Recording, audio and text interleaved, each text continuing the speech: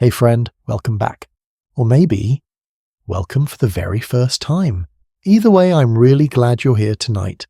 Get yourself comfortable. Pull that blanket a little closer. Maybe set your phone face down after this, because once we start, I have a feeling you're going to want to stay right here until the end. Tonight we're going on a quiet little journey together, and I promise you, by the time we're done, you're going to look at old houses a little differently. Maybe look at your own walls a little differently too. Here is something I need you to think about for just one moment. Imagine you are a contractor. You are hired to renovate an old farmhouse somewhere in New England, the kind of place with creaky floors and low ceilings and windows that fog up in October. You start pulling apart a chimney breast. The bricks come down one by one, and then deep inside the wall, you see something. A shoe. Old worn, the leather cracked like dry earth, small enough to be a child's. No note, no explanation, just a tiny shoe sealed inside your wall for maybe 200 years. Now here is what I want to ask you. Would you take it out?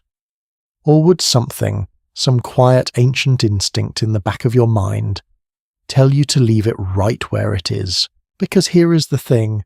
Thousands of people who found shoes like that left them alone. Not because they were lazy, but because they were afraid. If you have been enjoying stories like this one, would you take just a quick second to hit that subscribe button and maybe leave a like?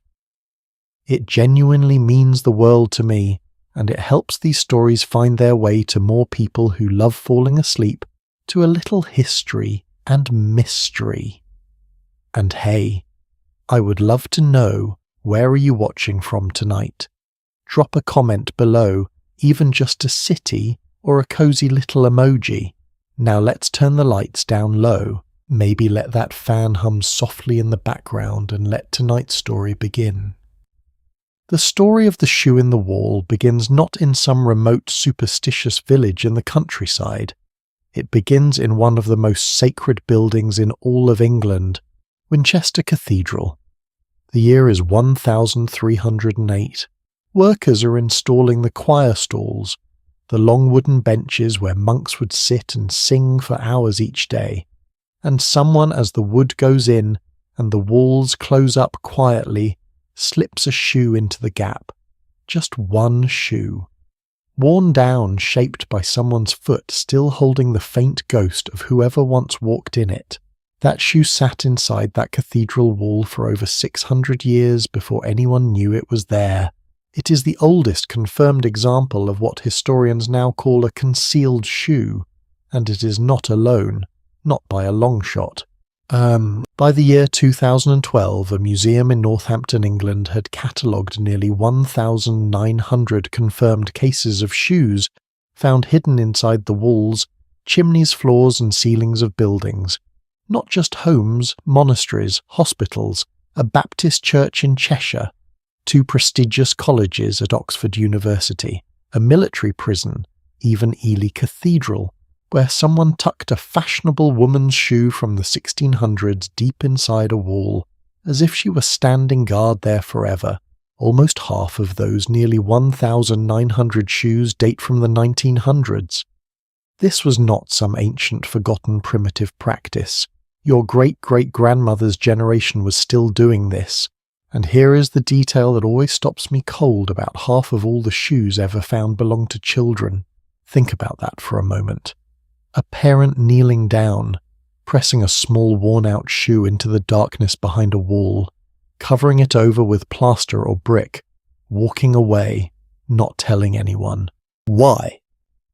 The answer, or at least the most widely accepted answer among historians and archaeologists, comes down to one word: witches.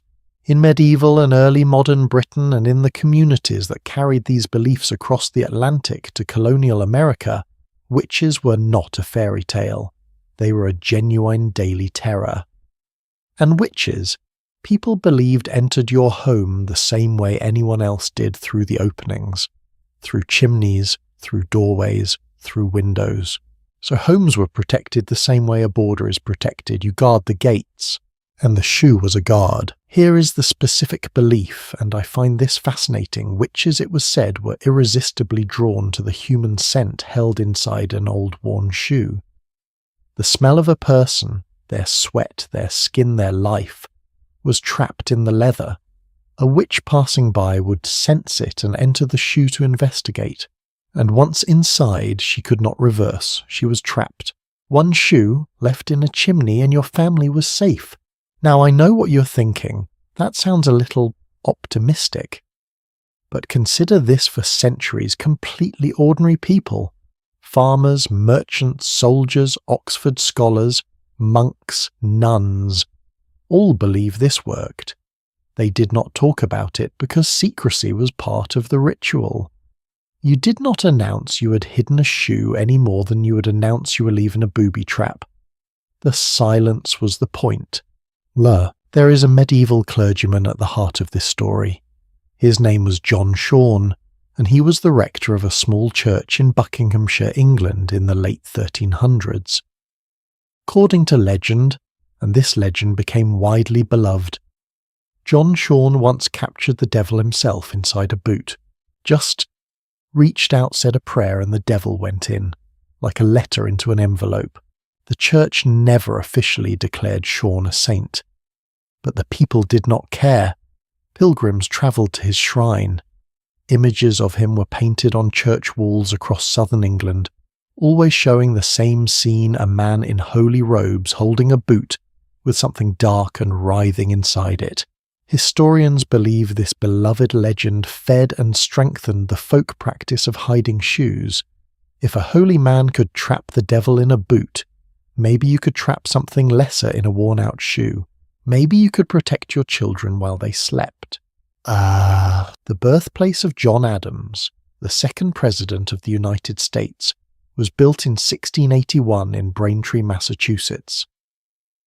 When that house was restored in the 1980s, workers found 44 shoes and boots hidden inside its walls. 44. This was not poverty. This was not accident. This was intention repeated over and over and over by different people across different years. Someone kept adding to it. The house was a fortress, one small shoe at a time, and Adam's birthplace was not unusual for New England. Researcher Jessica Costello documented that concealed shoes were found throughout the colonial homes of that region. The belief had travelled on ships across the Atlantic, packed quietly, alongside everything else that English settlers brought with them to a new and frightening world. Now here is what I think is the most human part of this whole story. The shoes that were hidden were almost never new. They were old, worn, repaired. Nearly 98% of all concealed shoes ever catalogued showed signs of previous use. Some had been resoled multiple times. Some had holes worn straight through. These were not beautiful objects. They were humble things. Things that had touched someone's daily life for years. And that was exactly the point. The scent, the personal connection, the invisible thread between the shoe and the human soul it had once carried. There is something quietly moving about that I think. These people could not afford expensive charms or elaborate rituals, but they could take the shoe off their child's foot at the end of the day, worn soft and shapeless from months of wear, and tuck it somewhere safe inside the bones of the house, and feel in that small act that they had done something, that they had tried to protect the people they loved. Here is the detail that has haunted me ever since I first read about this. In one documented case, a homeowner in England found a shoe during renovations and sent it off to the Museum of London for analysis. Strange things began happening in the house almost immediately after the shoe was removed. Noises, unease, a persistent feeling of something being wrong. The shoe was returned. The feeling stopped. Now I am not telling you that were real. What I am telling you is that the person believed it was real, and that belief itself is real.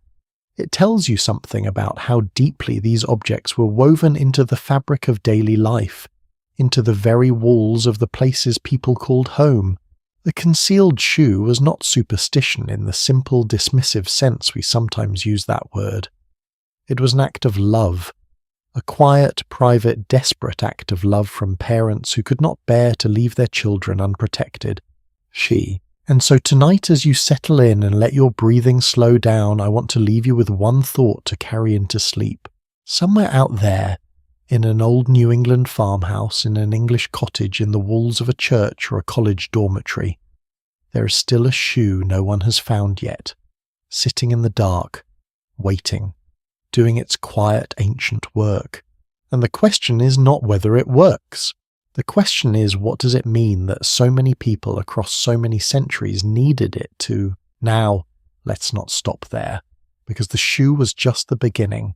As it turns out, the people who lived in these old homes were not hiding just shoes. They were hiding bottles, filled with things I promise you were not expecting.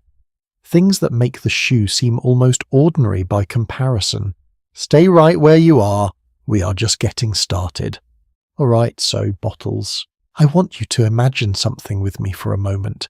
It is the 1600s. England. The nights are cold and the candles burn low. Someone in your village, maybe a neighbour, maybe someone whose name you barely know, has cursed you. You do not know how you know. But you know. Your wife has been sick for weeks with something no doctor can explain. There is a shape she keeps seeing at night, something like a bird hovering near her face, and she wakes up gasping every single time. You go to the wisest person you know and you ask for help, and they hand you a recipe, not for medicine, not for a prayer, a recipe. And when you read it, you're going to think you misunderstood, but you did not. And the strangest part, it might have actually worked. Not in the way you think, but in a way that a chemist at Loughborough University found completely fascinating 350 years later. The object at the centre of tonight's story is called a witch bottle, and the one that changed everything we know about this practice was found not in some remote village or ancient ruin, but at a construction site in Greenwich in southeast London in the year 2004. Workers were digging when their shovels hit something solid about 5 feet below the surface.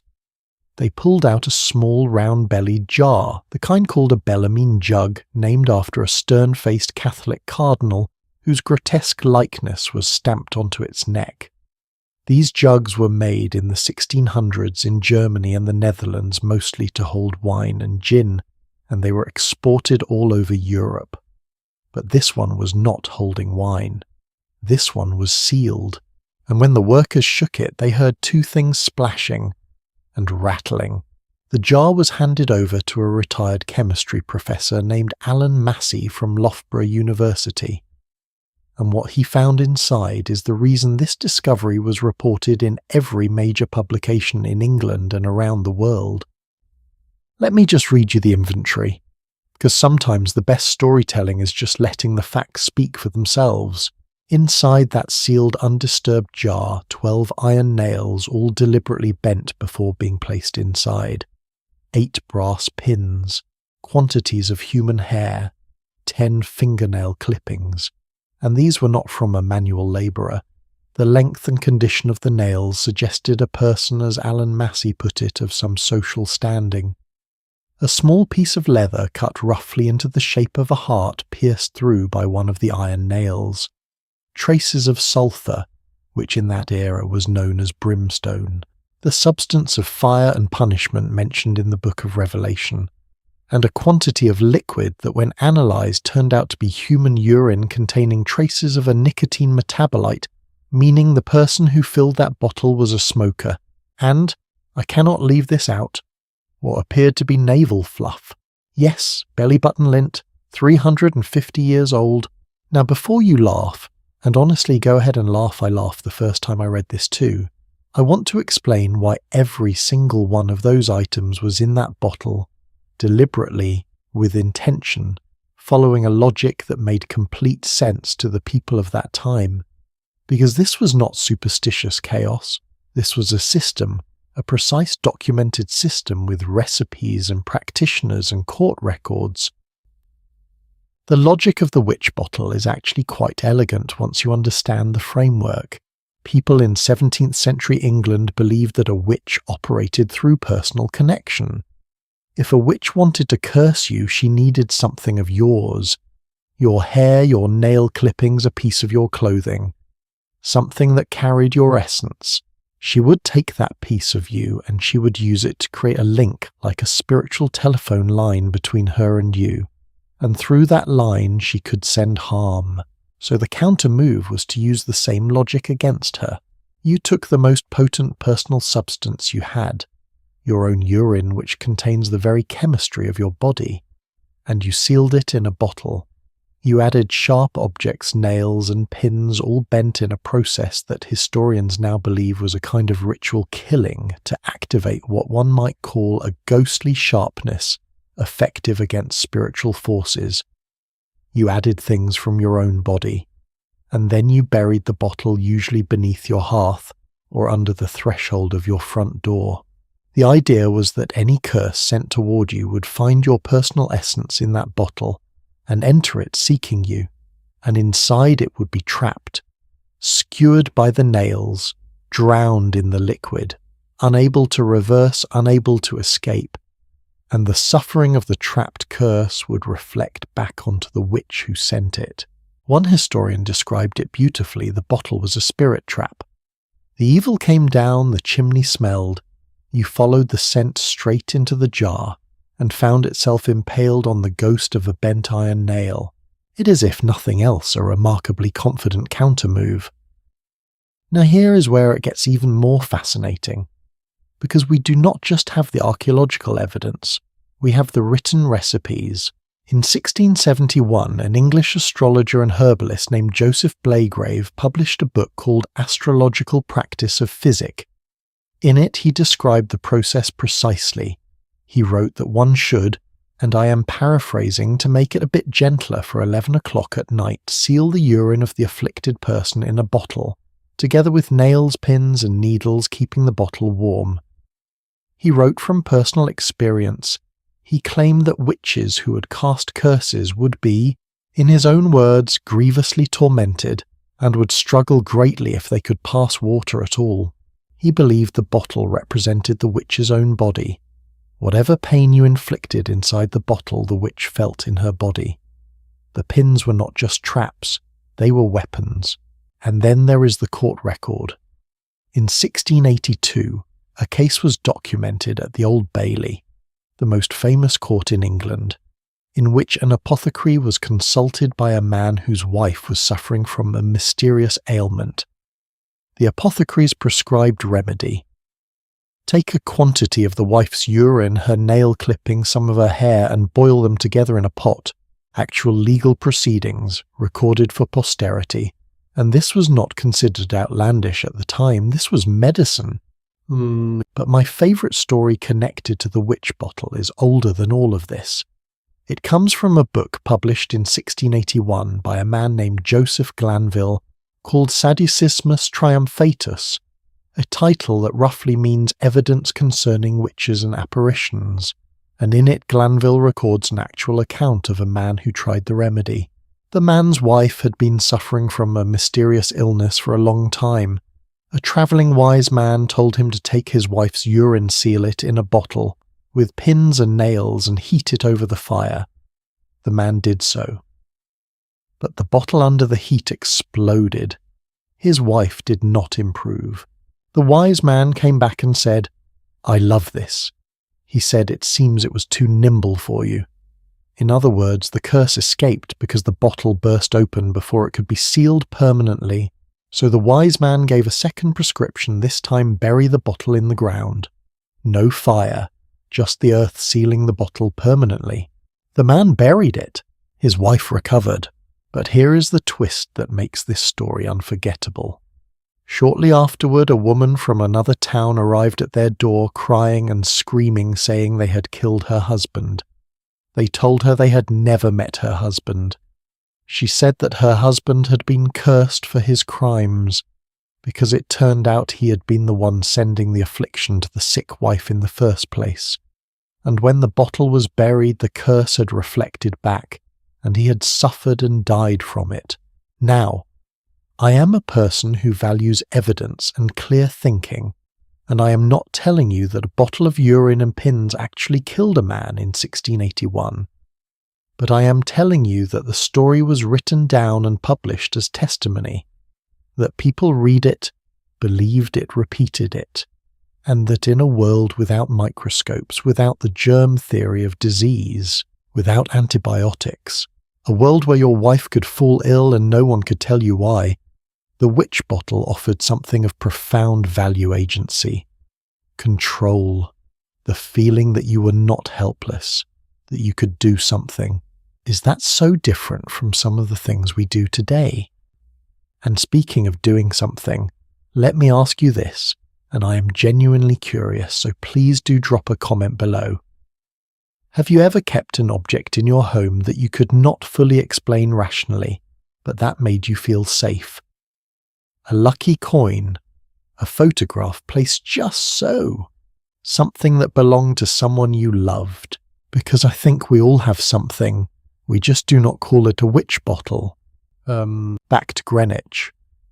The bottle found in 2004 was analysed using computed tomography scanning, which revealed the precise arrangement of the nails and pins inside before it was even opened. When the cork was finally removed, the smell, according to those present, was exactly what you would expect from urine sealed in a jar for roughly 3 centuries. Alan Massey, who had by this point analysed dozens of witch bottles, said he believed this one dated from the last quarter of the 17th century, the same era as the Salem witch trials in America, which were not a coincidence. The same fears, the same framework of belief had travelled across the Atlantic on the same ships that carried everything else. More than 200 witch bottles have now been found in England alone. They have been found in walls, under hearths, beneath doorsteps, buried in gardens. One was found in a village in Lincolnshire dating from around 1830. Long after the age of formal witch trials, long after the educated classes had declared the whole thing foolish, someone in the 19th century still believed enough to make one, to take the time, gather the ingredients, seal the jar, bury it quietly, and say nothing about it to anyone. And here is the detail from the Greenwich bottle that I keep coming back to that I think is the most quietly profound thing in this whole story. The nail clippings inside belong to a person of some social standing, not a desperate, impoverished farmhand. A person of means, a person with clean, well-kept nails, a person who had things to lose. Fear, it turns out, does not care about your social standing. It never has. There is something I find deeply moving about these objects. The shoe in the wall, the bottle under the hearth. They were not made by foolish people. They were made by parents, by spouses, by people lying awake at 3 a.m, listening to the breathing of someone they loved and wondering what they could do to keep that person safe. They did the only thing they knew how to do. They made something with their hands. They put their own body into it, their hair, their nails, their most intimate substances. They sealed it up and hid it away in the bones of their home, and they went to sleep a little less afraid. That is not foolishness. That is love expressed in the language available to them. Now, we have talked about what people buried beneath their homes and hid inside their walls. But there is another category of object entirely, one that was not hidden at all, one that was kept right out in the open on a shelf or hanging by the door, proudly displayed, sometimes passed down through generations like the most precious heirloom in the family. It was made not of leather or ceramic. It was made from the bones of animals, or in some documented cases something considerably more disturbing than that. And the story of how it ended up in people's homes stretches back further than you might imagine, all the way to the ancient world and forward again to the living rooms of 19th century America. Stay with me, we are just getting to the good part. Picture this: Alexandria, Virginia, the 1970s. A stonemason named John Batista is doing restoration work on one of the oldest mansion houses in the city, a Georgian stone manor built in 1753 by a wealthy Scottish merchant named John Carlyle. The house is going to become a public museum, so every wall, every fireplace, every chimney is being carefully examined. John is working on the southeast chimney when he finds something inside it. He assumes at first that it is just a cat that crawled in and could not get out. It happens in old buildings. You seal up a chimney and sometimes a cat finds its way in and does not find its way back. Sad, but not unusual. But then he looks more carefully. The cat is resting inside a sealed stone alcove, a small deliberate cavity built right into the chimney structure. And it has been sprinkled with herbs. Rosemary specifically, which has been used in folk medicine and protective ritual for centuries. This was not an accident. Someone built a room for this cat, and then sealed it inside. John Battista documented the find, photographed the mummified animal, and then, because he understood what he was looking at, placed it back exactly where he found it. The cat remains inside that chimney to this day. It is now, according to the people who run tours of Carlisle House, the most popular thing in the building. More interesting than the room where General Edward Braddock and George Washington once held military councils. More interesting than any of the furniture or the portraits. Just a small desiccated cat in a sealed room sprinkled with rosemary. And if you want to know why it was put there, well, that is a story that begins not in colonial Virginia, but in a place thousands of miles away, more than 3,000 years before any of us were born. I want to be honest with you about something. Of everything we're going to talk about tonight, the story of cats kept in homes and what people believed about them is the one that moved me the most when I first started researching it. Because it spans such a vast sweep of human history, and it reveals something so consistent about the human heart across cultures that never had any contact with each other, that it starts to feel less like superstition and more like something else entirely. Something almost like instinct. Let us start at the beginning. In ancient Egypt, the word for cat was miu, or miut, meaning roughly that which meows. Practical, direct.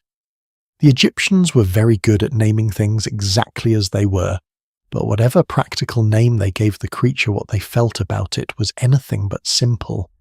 From at least the 22nd dynasty onward, which began around 943 years before the Common Era, cats were not merely kept, they were venerated. They were associated with Bastet, a goddess who began as a lioness deity, representing the fierce and protective aspects of the sun, and gradually transformed over centuries into a cat-headed woman, nurturing, playful, alert, protective of the household. At Bubastis in the Nile Delta, the great temple city sacred to Bastet, archaeologists discovered something that is almost impossible to comprehend in scale. When they excavated the site, they found more than 300,000 mummified cats. Not 3,000, not 30,000, 300,000. Buried with care, wrapped in linen, placed in cat-shaped coffins, offered to the goddess in hopes of her favour. In 1888, a farmer discovered a burial site at Beni Hassan containing hundreds of thousands more. For context, the Greek historian Herodotus, who visited Bubastis in the 5th century before the Common Era, described the annual festival of Bastet as the most important celebration in all of Egypt, drawing some 700,000 visitors, men and women arriving by boat singing and playing music all the way along the Nile. 700,000 people once a year to honour the goddess of cats. Killing a cat in ancient Egypt was a crime, a serious one. Around 60 years before the Common Era, a Roman citizen accidentally killed a cat in the city of Alexandria. The outraged crowd lynched him, even though Pharaoh Ptolemy XII personally tried to intervene. That is how sacred the animal was. Now here is where the story gets genuinely fascinating and where it connects to John Battista's discovery in that chimney in Virginia. When Egypt became a Roman province in 30 years before the Common Era and the old religious practices gradually declined, the elevated status of the cat did not simply disappear. Ideas travel. Trade routes carry more than goods. The Roman legions moved across Europe. The merchants followed. And with them came a kind of residual understanding, a cultural memory, you might say, that the cat was something more than a pet, that it occupied a threshold between the ordinary world and something less visible. This memory transformed. In medieval Christian Europe, the church actually turned against cats, associating them with darkness, with witchcraft, with the devil, particularly black cats. This is a long and rather grim chapter in European history that we will not dwell on tonight because it is genuinely upsetting. But what happened in the folk practices of ordinary people is more nuanced than the official church position and considerably more interesting. Because even as official doctrine demonized the cat ordinary families in England, Scotland, Northern Europe, and eventually colonial America were still putting cats inside their walls. Not because they thought the cat was evil, because they thought the cat was powerful. British archaeologist Margaret Howard published what remains the definitive study of this practice in 1951 in the journal Man, published by the Royal Anthropological Institute. Her research covered 25 separate specimens found across the United Kingdom, Ireland, Sweden, and as far south as Gibraltar. What she found was not random at all. The cats had been placed in very specific locations: chimneys, roof spaces, beneath floors near doorways, inside wall cavities adjacent to windows. Every single one of those locations is a threshold, a place where outside meets inside, a potential entry point. And here is the detail that stays with me. Among the specimens she examined, 6 had been deliberately posed, not just placed inside a wall cavity and sealed in, posed. Some with mummified rats in their jaws, some caught mid-pounce as if frozen at the moment of striking.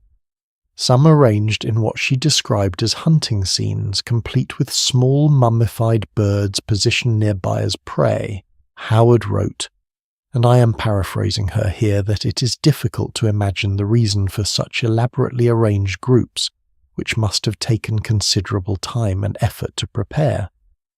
But she suggested it may have been felt that a cat with prey in its clutches was more powerful as a guardian than a cat by itself, more awe-inspiring, a warning in permanent frozen form to whatever might try to enter. Think about that for a moment. Someone in the 1600s, most likely in England, took a dead cat, a dead rat, possibly a dead bird, arranged them into a tableau and sealed them inside a wall. Not as decoration, as protection, as a sentinel that would never need to sleep, never need to be fed, would stand guard literally forever if the wall held. I find that image strange as it is quietly extraordinary. Now, the most haunted location connected to all of this is not a castle. It is not a cathedral. It is a cottage in Lancashire in the north of England near a place called Pendle Hill. Pendle Hill is famous for one reason in English history.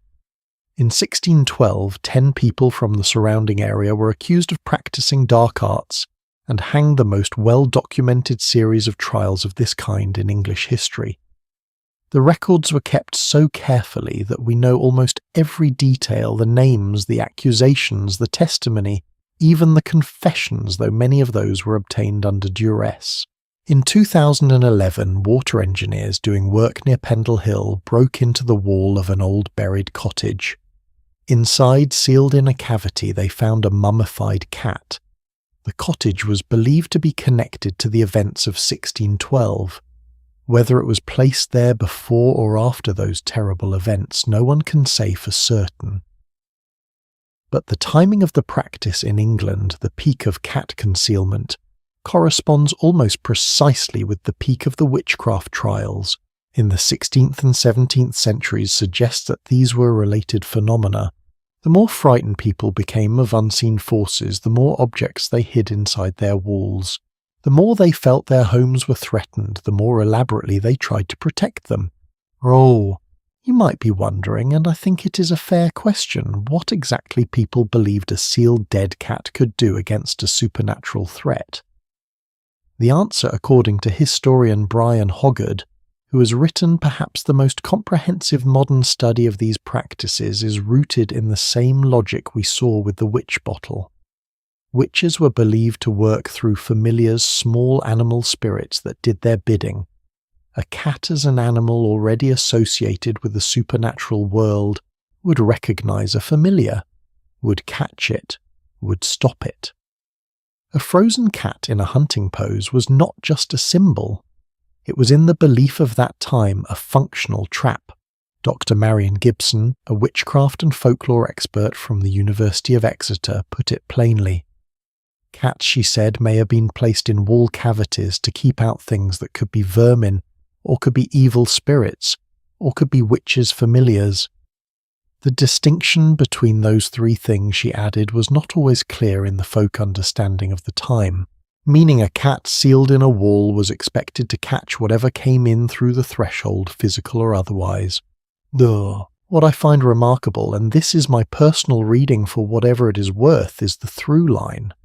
3,000 years separate the cat mummies of Bubastis from the mummified cat in the chimney of Carlisle House in Alexandria, Virginia. Different civilizations, different religions, different languages, different everything.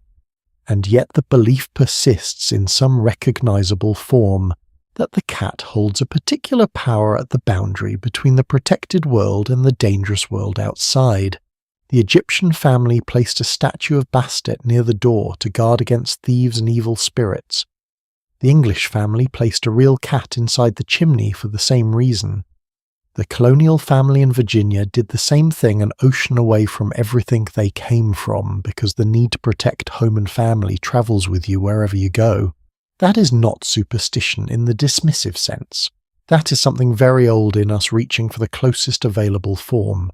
Can I ask you something? Do you have a pet?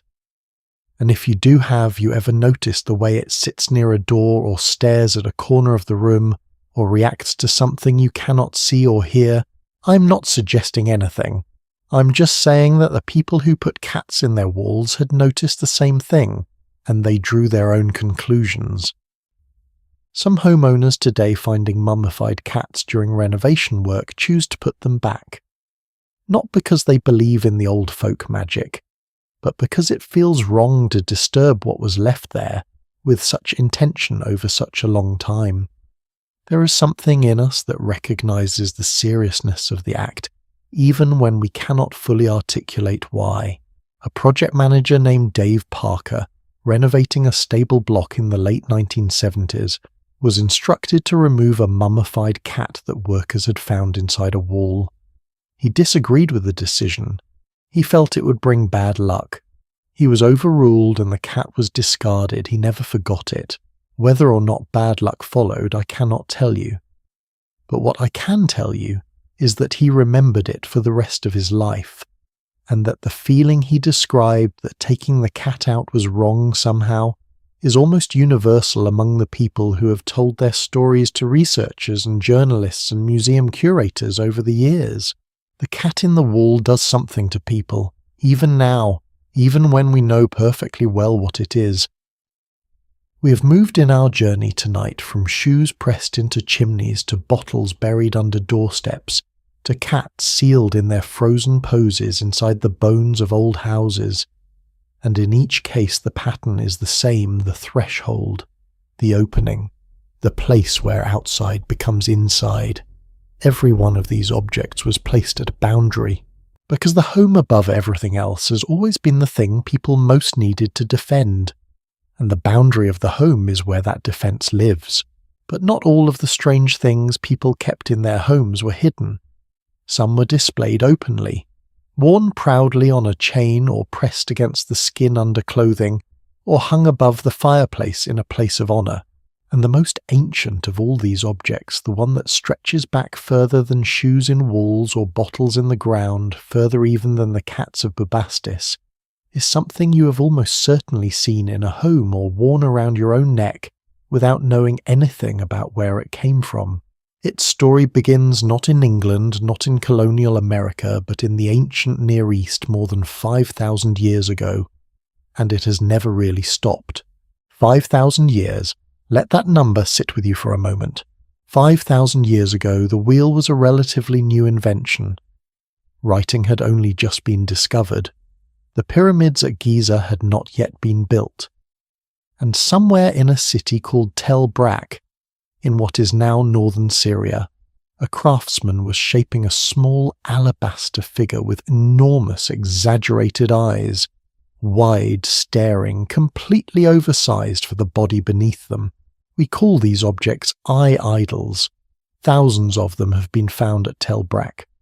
We do not know exactly what they were for. We do not know who made them or who kept them in their homes. But the best theory scholars have, and it is a well-supported one, is that those enormous carved eyes were doing the same job that a small blue glass bead hanging in a Turkish kitchen does today. They were watching, and by watching they were protecting. The belief in the evil eye, the idea that a person can cause harm through an envious or malicious gaze, simply by looking at you the wrong way, is one of the oldest and most pervasive belief systems in human history. The oldest written references we have come from Sumerian incantations, recorded in cuneiform on clay tablets in the 3rd millennium before the Common Era. In these texts, the evil eye was called the red snake, or the eye of death. There were rituals prescribed to counteract it. There were even water-washing remedies described on ancient tablets, specific mixtures to apply to a person's face if they had been struck. Think about that. 5,000 years of documented fear of the same thing. Not disease, not wild animals, not enemies with weapons. The gaze. Now before I go any further, I want to say something that I think is actually quite important, because it is easy to hear evil eye and immediately picture it as something primitive, something superstitious, something belonging only to ancient cultures that did not know better. But when you look at the anthropological record, an anthropologist Alan Dundes spent much of his career doing exactly this. You find the evil eye belief across Indo-European, Semitic, and Mediterranean cultures, in cultures that had no contact with each other, across every level of education and wealth. Plato wrote about it. Plutarch analysed it. Heliodorus included it in his novels. Pliny the Elder documented it in his great encyclopedic work on natural history. More than 100 works by major Greek and Roman authors reference the evil eye by name. This was not a belief held only by the poor and uneducated. This was a belief held by philosophers. And here is what I think is the most psychologically interesting part of it. In Greek and Roman understanding, the evil eye did not have to be intentional. You could give someone the evil eye without meaning to, simply admiring something too enthusiastically, a beautiful child, a new house, a successful crop, a piece of good fortune, could damage it. The admiration itself was dangerous, because admiration contains a seed of envy, and envy, they believed, had a physical force.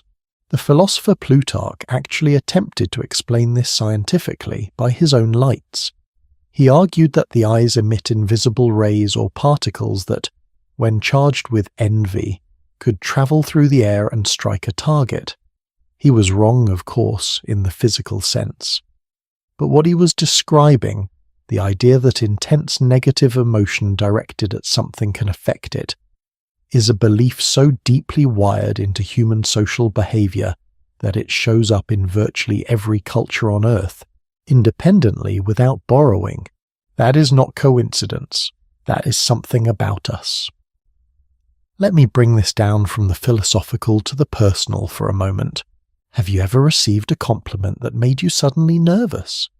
Someone says your child is the most beautiful child they've ever seen, and something in you wants to knock on wood or say something self-deprecating or deflect the praise. Have you ever gotten a promotion and immediately thought about not telling too many people, not wanting to jinx it? Have you ever had something wonderful happen and felt strangely reluctant to celebrate too loudly? That feeling, That instinct to protect your good fortune by not drawing too much attention to it is the evil eye belief, living inside you right now, whether you call it that or not.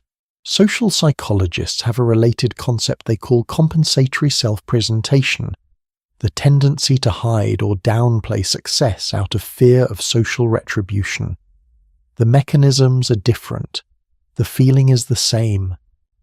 From Mesopotamia, the belief spread in every direction.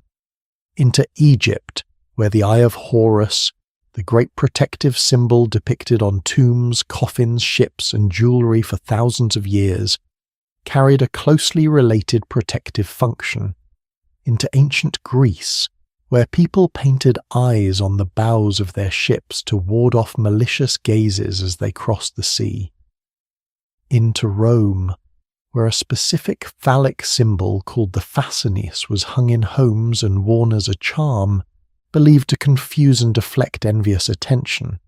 Into the ancient Near East, into North Africa, into the Indian subcontinent, into sub-Saharan Africa, into the Americas with the people who travelled there, but the most recognizable version of the protective object, the one that has survived, evolved, and spread around the entire modern world, was born in Anatolia, in what is now Turkey, and it has a name, the Nazar Bonkugu. The word Nazar comes from Arabic. It means roughly to look, or sight. The word Bonkugu means bead, together, the bead against the gaze. The object itself is a blue glass bead, concentrically layered, an outer ring of deep cobalt blue, then a ring of lighter blue, then white, then at the centre a dark pupil-like dot. The whole thing looks, very specifically and deliberately, like an eye that looks back. The logic is a mirror. Whatever malicious gaze comes toward you, the Nazar reflects it back to its source, like fighting fire with fire, like setting a thief to catch a thief. Glass versions of eye beads began appearing in the Mediterranean region around 1500 years before the Common Era. They were traded through Phoenicia and Egypt and across the ancient world. By the time of the Ottoman Empire, skilled glassmakers in the Izmir region of western Turkey had developed a craft tradition for producing them by hand, a tradition so specific and so technically demanding that it has been formally recognized by authorities today. There is a village near Izmir called Nazarköy, literally Evil Eye Village. Its first furnace was built in 1942, and master glassblowers there have been producing Nazar beads ever since, using a method that has changed almost nothing in centuries. The process requires working at temperatures approaching 1200 degrees Celsius. A master artisan gathers molten glass on an iron rod, presses it into circular form, applies the cobalt blue base layer, then the lighter ring, then the white, then the dark center. All of this in under 20 seconds before the glass hardens and the window closes. Each bead is a small act of precision, a small act of devotion. One of the most celebrated bead masters to have worked in that village was a man named Mahmud Sur, who was formally recognized by the United Nations Educational, Scientific and Cultural Organization as a living human treasure, one of the highest honors given to practitioners of intangible cultural heritage. He learned his craft as a young boy and spent his life making beads that people would hang above their doors, pin to their babies' blankets, dangle from rear-view mirrors, wear around their necks. Every single one of those beads, whether Mahmud knew it or not, carried the DNA of those alabaster eye idols at Tel Brak. 5,000 years of the same intention, passed hand to hand. I want to tell you about something that happened in Turkey on the first day of the year 2009. Turkish Airlines, one of the largest airlines in the world, an entirely modern, commercial, rational enterprise, unveiled a new airplane, and painted prominently on its tail fin was a Nazar bead, not as decoration, not ironically, as protection. The airline later removed it, after some discussion about whether a national carrier should be displaying traditional folk symbols so prominently. But the fact that it happened at all tells you something. These beliefs do not live only in villages and folk traditions. They live in boardrooms and executive decisions. They live in the corners of even the most modern minds. Now, what makes the evil eye belief uniquely interesting among all the objects and practices we've discussed tonight is this. The shoe in the wall and the bottle under the threshold were hidden. The mummified cat was sealed inside a wall, secret, silent, working invisibly, but the Nazar is displayed, openly, proudly, in full view of anyone who enters the home. It is the only one of these objects that is meant to be seen, because its protective mechanism depends on being seen. It watches the watcher. It stares back at the stare. It says, "I am here, and I see you, and whatever you send toward this house will be sent right back." That is a fundamentally different philosophy from the hidden shoe or the buried bottle. It is confrontational, assertive. Where the shoe tried to trap evil passively, the Nazar engages it directly. And perhaps that is why, of all the objects we're going to talk about tonight, it is the one that has most successfully made the leap into the modern world. You can buy one at every airport in Istanbul. You can find it in jewelry stores in New York and London. You can see it on the wrists of celebrities, on the Instagram pages of fashion designers, on the walls of restaurants that have never been anywhere near Turkey. In 2023, a major luxury fashion house put a Nazar on a $300 keychain. It sold out. 5,000 years old, still selling out. I find myself wondering what the craftsman at Telbrac would have thought about that. Whether he would have recognized what those people on Instagram were doing and why. I think he would have, because the impulse is the same. The world outside the home is full of things you cannot control. Envy, misfortune, the random cruelty of circumstances, and you want something that watches over your threshold. Something that says, "Not this house, not today." Now, some people who wear the Nazar today believe it completely. Some wear it as a fashionable piece of jewellery and do not think about it much at all. And some are exactly like that retired chemistry professor, Alan Massey, standing over the witch bottle in his laboratory. Curious, analytical, fascinated not by whether it works, but by what it tells us that human beings have always needed it to. I am somewhere in that last category, honestly. I do not personally believe a glass bead can redirect malicious energy. But I also find something deeply moving in the fact that a craftsman in a village near Izmir is still sitting in front of a furnace at 1200 degrees, shaping tiny blue eyes by hand, in a direct line of transmission stretching back before the pyramids. That is not nothing. That is something about what it means to be human. Here is a question I want to leave you with before we move on. And this one is genuinely personal. I am not being rhetorical here. Do you have an evil eye in your home right now? A bead, a charm, a piece of jewellery, anything with that blue and white eye design? Drop a comment below if you do. I would genuinely love to know where it is hanging, and whether anyone gave it to you or you chose it yourself. Because how we come to own these objects, whether they were gifted to us or whether we sought them out, tells a story about what we were protecting and when. We have come a long way tonight, from the stone walls of medieval England to the clay tablets of ancient Mesopotamia, and in every place we have stopped, we have found the same thread. People making objects with their hands and placing them in their homes, believing those objects could stand watch against the darkness outside. But here is what I've not told you yet. Not all of the strange objects people kept in their homes were small. Not all of them were subtle or hidden or worn quietly beneath a collar. Some were enormous. Some filled an entire room. And some belonged not to superstition at all, but to a tradition that the educated and powerful classes of Europe practiced completely openly, and which, if you told a modern person about it, they would refuse to believe was real.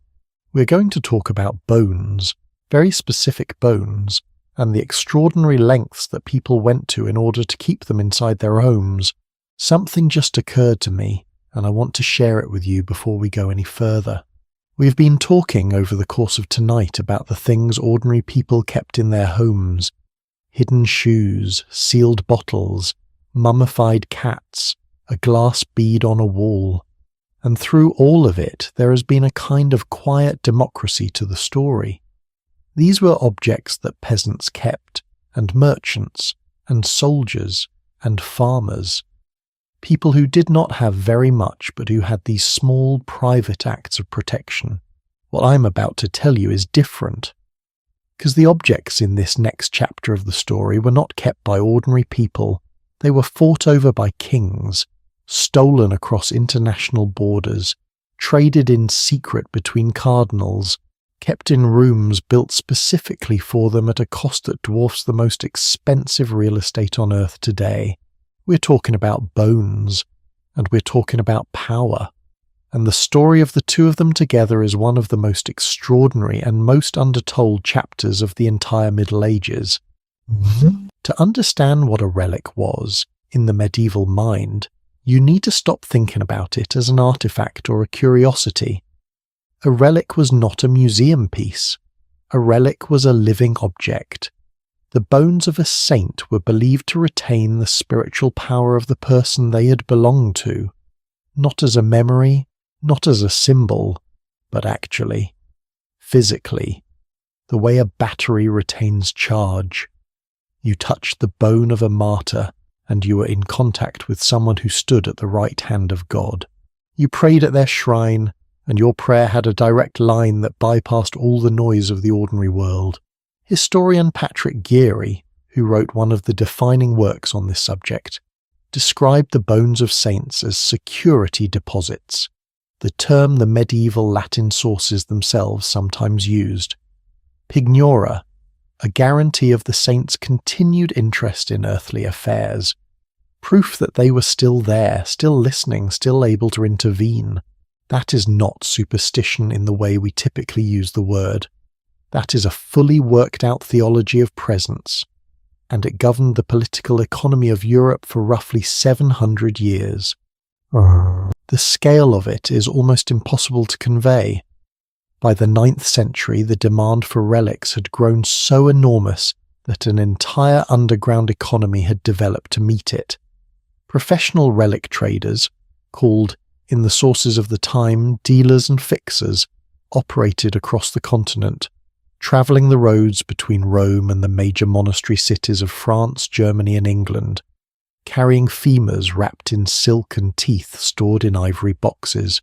Patrick Geary documented the trade in remarkable detail in his book Furta Sacra, which means holy theft, and the title tells you something essential about how this worked. You see, towns and monasteries were reluctant to simply buy or sell relics openly. After all, the logic went, if a relic still had its power, why would anyone sell it? It must be either already exhausted or entirely fake. So the standard transaction was disguised as something else. The most desirable relics were stolen, and here is the genuinely strange part. The successful thieves were treated as heroes, as instruments of divine will. If the saint's bones were taken from one city and brought to another, the presumption was that the saint had wanted to go, that this was not theft at all, but translation, a miraculous relocation. The town of Bari, in southern Italy, commissioned a team of organised thieves in 1087 to sail to the Turkish port of Myra and retrieve the remains of St. Nicholas, who is today considerably better known as Santa Claus, from the church that held them. The expedition succeeded. Bari spent decades celebrating. The saint was considered to have approved of his own relocation, because miracles were reported at his new shrine. And then there was the monk from Conques. He was sent in the 9th century to infiltrate a monastery in Agen, France, which held the relics of a young Roman martyr named Saint Foy. For 10 years he posed as a sincere and devoted brother, gaining the community's complete trust, slowly working his way into positions of access. At the end of those 10 years, he stole the relics and carried them back to Conques. 10 years for a box of bones. The monks of Conques never hid what had been done. They called it furta sacra, holy theft, and they bragged about it. Conques went from a sleepy backwater to one of the most important pilgrimage destinations in France within a generation. Now I want to pause here and ask you something honestly. When you hear this, does it sound absurd? These intelligent, capable, devout people, moving bones across borders by night, celebrating theft, building their economies around the proximity of dead persons. Before you answer, consider. We still do versions of this. People fly across the world to stand in a specific building to see a specific painting. Lines stretch for hours to be in the physical presence of the actual Mona Lisa, when prints that are visually identical are available in every museum shop on Earth. Stadium concerts sell out at enormous expense for the experience of being in the same space as a living person. We understand instinctively that presence is not the same as representation, that the real thing carries something a copy does not. The medieval pilgrim kneeling before a reliquary understood the same thing. They were not stupid, they were human. But nothing in the history of the relic trade compares to what happened in Paris in 1239. King Louis IX of France was, by all accounts, a man of genuine and intense religious feeling. He fasted. He wore a hair shirt under his royal robes. He walked barefoot on ceremonial occasions. He was later declared a saint. So the Church agrees, at least in principle, that his piety was real. In 1239, Louis was offered the chance to acquire what was considered the single most important Christian relic in the world. Not a bone, the crown of thorns itself. The thorned wreath placed on the head of Jesus at the crucifixion, which had been held in Constantinople since the 4th century, and was now being pawned by the financially desperate Latin Emperor of Constantinople, Baldwin II, to Venetian bankers. Louis paid the debt and took the crown. The sum was 135,000 livres. In a kingdom whose entire annual revenue for that year were approximately 250,000 livres, Louis paid more than half the country's income for a single object. He then walked barefoot from the city of Sens to Paris, carrying the crown himself, wearing nothing but a plain white tunic. The procession lasted days, and when he arrived, the first thing he did was commission a building to house it.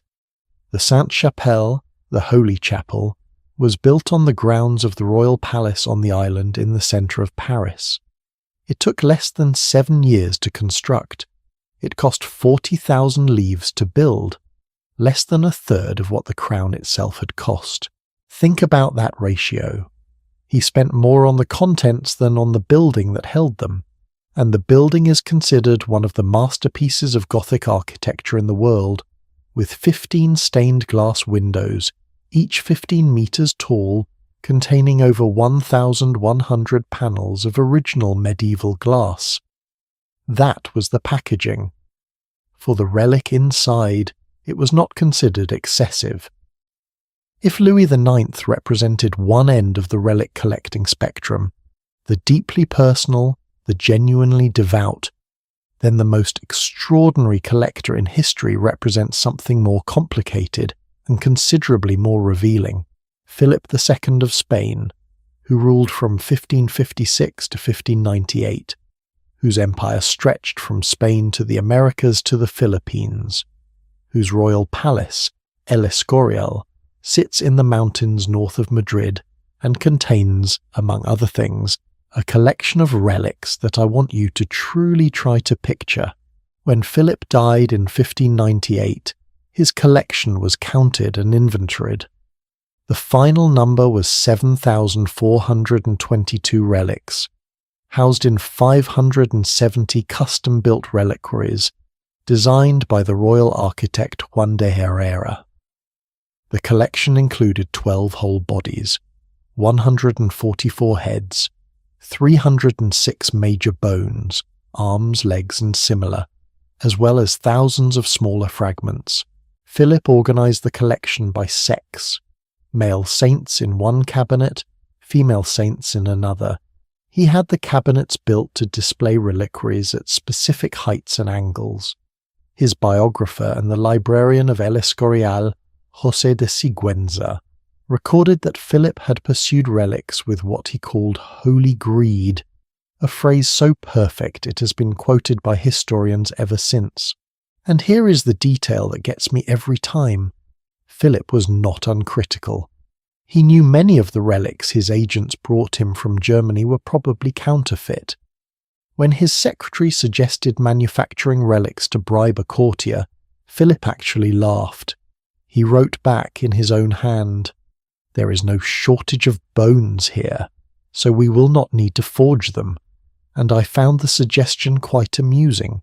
A man who controlled half the known world, who could buy or take anything he wanted, who knew perfectly well that a substantial portion of his collection was probably not what it claimed to be, and who kept collecting anyway.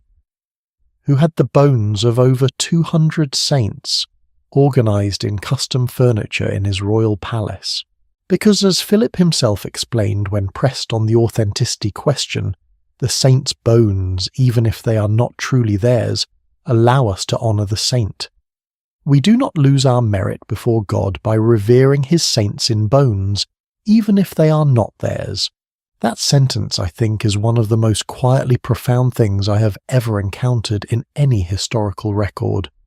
He was saying, the object matters less than the intention behind the object. The reverence is real, even when the relic is not. Now this was not only a royal habit. Throughout the Middle Ages and well into the early modern period, private individuals, nobles, wealthy merchants, high-ranking churchmen, kept relics in their homes, not grand churches, their actual houses, their bedrooms even. Thomas Becket's blood, the Archbishop of Canterbury who was cut down in his own cathedral in 1170, was so widely distributed in small vials after his death that it became one of the most common home relics in England. The blood was heavily diluted with water. The diluted vials were distributed to the faithful, who kept them in private chapels or at bedside tables. Guibert of Nogent, a 12th century French monk who was genuinely sceptical of the relic trade, noted sardonically that multiple churches claimed to possess the head of John the Baptist simultaneously. Since this was anatomically impossible, Guibert suggested with barely concealed sarcasm that perhaps the saint had possessed two heads. His critique did not slow the trade in the slightest. The medieval theologian John Calvin, centuries later, catalogued the situation in 1643 and found, among other things, that the number of fragments of the true cross scattered across European churches was so vast that, as he put it, enough wood could be gathered to load a good ship. He was not wrong, and he was furious. The Protestant Reformation broke the relic trade more effectively than any law or papal decree ever had. But here is what I want you to walk away with. Not the absurdity, and not the fraud. What I want you to carry is the human truth underneath it. People were terrified, not just of specific nameable enemies, but of the randomness of everything, of the way a good life could be undone by a fever, a failed harvest, a sudden flood, an accusation. And they wanted to feel that someone powerful was on their side, someone who had already passed through death and come out the other side. The bones on the shelf were not about magic, not really. They were about connection, about the desperate, deeply human need to reach through the wall between the living and the dead and hold on to something that felt solid. That is a need that has not gone anywhere. We no longer keep saints' bones in our living rooms, most of us. But we keep photographs. We keep worn clothing that belong to people who are gone. We keep objects that have no value except that someone we loved once touched them. We understand, without being told, that some things carry more than their physical weight. Philip II of Spain had 7,000 relics in custom-built cabinets, and we have a box in the back of a closet. The impulse is the same. Which brings me to the next chapter of our night together, and I have to warn you, this one is going to feel a little different, because everything we've talked about so far, the shoes and the bottles and the cats and the beads and the bones, has been about protection, about keeping something out. But not everything that people kept in their homes was about defense. Some of it was about something far more unsettling, something that had nothing to do with witches or curses or the evil eye. Some of it was about the way people dealt with the dead when they had no choice but to bring them home and keep them there. There is a room in your great-great-grandmother's house that does not exist anymore. It was called the parlour, and depending on the year you are imagining, somewhere in the middle of the 19th century in America or England, that parlour served a function that has vanished so completely from modern life that most people today do not even know it existed, before hospitals claimed death, before funeral homes claimed the body, before the whole careful machinery of the modern death industry stepped in to manage and sanitize and remove the experience from ordinary daily life. The dead came home. They came home to the parlour. They were washed and dressed by the family. They lay in an open casket, or sometimes just on the kitchen table, or on the best sofa surrounded by candles and flowers, visited by neighbours and relatives who came to pay their respects over a period of days. And then, before the burial, something happened that seems to us now almost impossible to imagine. A photographer knocked on the door. This is a story I want to be careful with, because it is easy to present Victorian mourning practices as strange or morbid, and yes, by our current standards some of them were. But I have spent a long time sitting with these images and these histories, and what I keep coming back to is not the strangeness of it. It is how deeply, achingly human it was. These people were doing the best they could with what they had. And what they had, what they were trying to preserve, was the face of someone they would never see again. Let me give you a number that I think should stop you cold. In the 19th century, in America and Britain, a child who survived to the age of 5 had beaten genuinely terrible odds. At the height of the Victorian era, approximately 1 in 5 children born did not make it to their 5th birthday. Scarlet fever, cholera, typhoid, diphtheria, infections from a cut that we would treat today with a brief course of antibiotics. Parents in that era did not expect to keep all of their children. They braced themselves, quietly, for the ones they would lose, and when death came, and it came often, and it came fast, and it came while you were still at home, surrounded by the people who loved you, what did you have to remember the person by? In a world before mass photography, before the Kodak Brownie camera made pictures something ordinary people could take themselves, a formal portrait was expensive, time-consuming, and not something most working families managed for every child. Sometimes the only photograph a parent would ever have of their child was taken after the child was gone. Post-mortem photography, the photographing of the recently deceased, began almost immediately after the daguerreotype was invented in 1839. Within a decade it had become widespread. Photographers advertised specifically in the mourning market. They would come to your home, to your parlour, within hours of a death. They understood the urgency. They understood what was being asked of them. The images they produced were called, in the language of the time, mirrors with memories. Or, in the photographer's trade slogan of the period, with a phrase that is both beautiful and heartbreaking, secure the shadow ere the substance fades. Secure the shadow ere the substance fades. Take the image before the face is gone. Now, if you search online for Victorian postmortem photographs, and I am aware that some of you will, and some of you absolutely will not, what you find most often are children, dressed in their best clothes, laid on a bed or a sofa, their hands arranged quietly at their sides, sometimes holding a favourite toy or a small flower.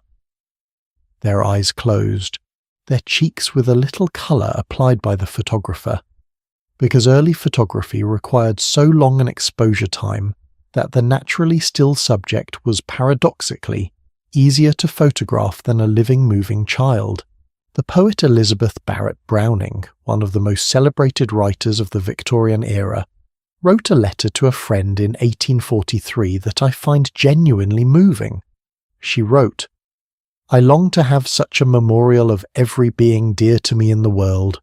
It is not merely the likeness that is precious in such cases, but the association and the sense of nearness involved in the thing, the fact of the very shadow of the person lying there forever. I would rather have such a memorial of one I dearly loved than the noblest artist's work ever produced." The very shadow of the person lying there forever. She was not being morbid. She was describing exactly what photography offered that no painted portrait could. Not an artist's interpretation, but a trace, a physical fact. The light that had actually touched that face, captured and fixed onto a chemical surface. The image was as close as you could get to presence when presence was gone. Here is the detail that I think very few people know, and it has stuck with me since the first time I read it. The room we now call the living room was not always called that.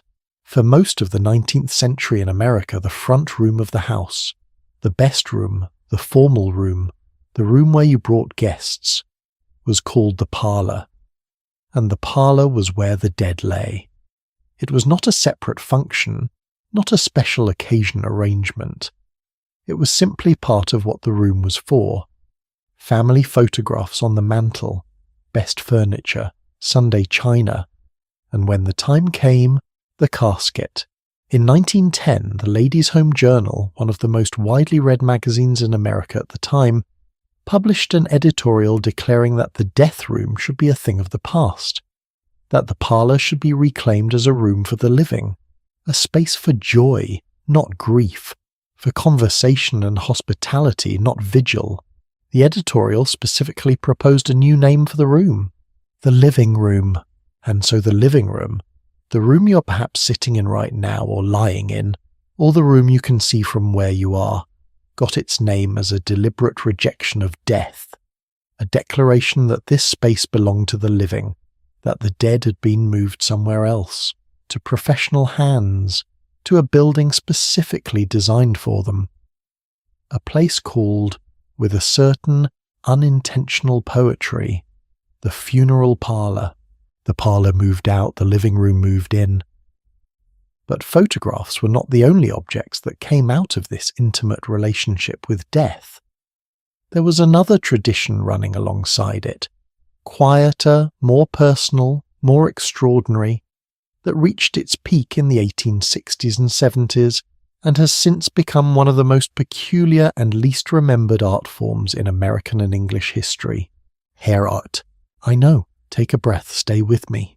In the 19th century, women, and it was almost exclusively women, collected the hair of their deceased family members and made things from it.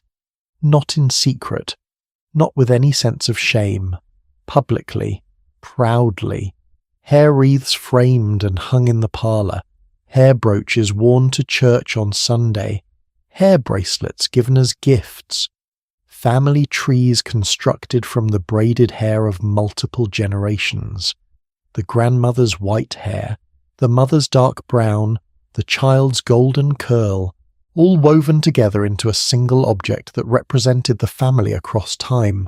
Godey's Lady's Book, the most widely read women's publication in 19th century America, with the circulation that at one point exceeded 150,000 subscribers, published monthly instructions for hair art starting in 1850.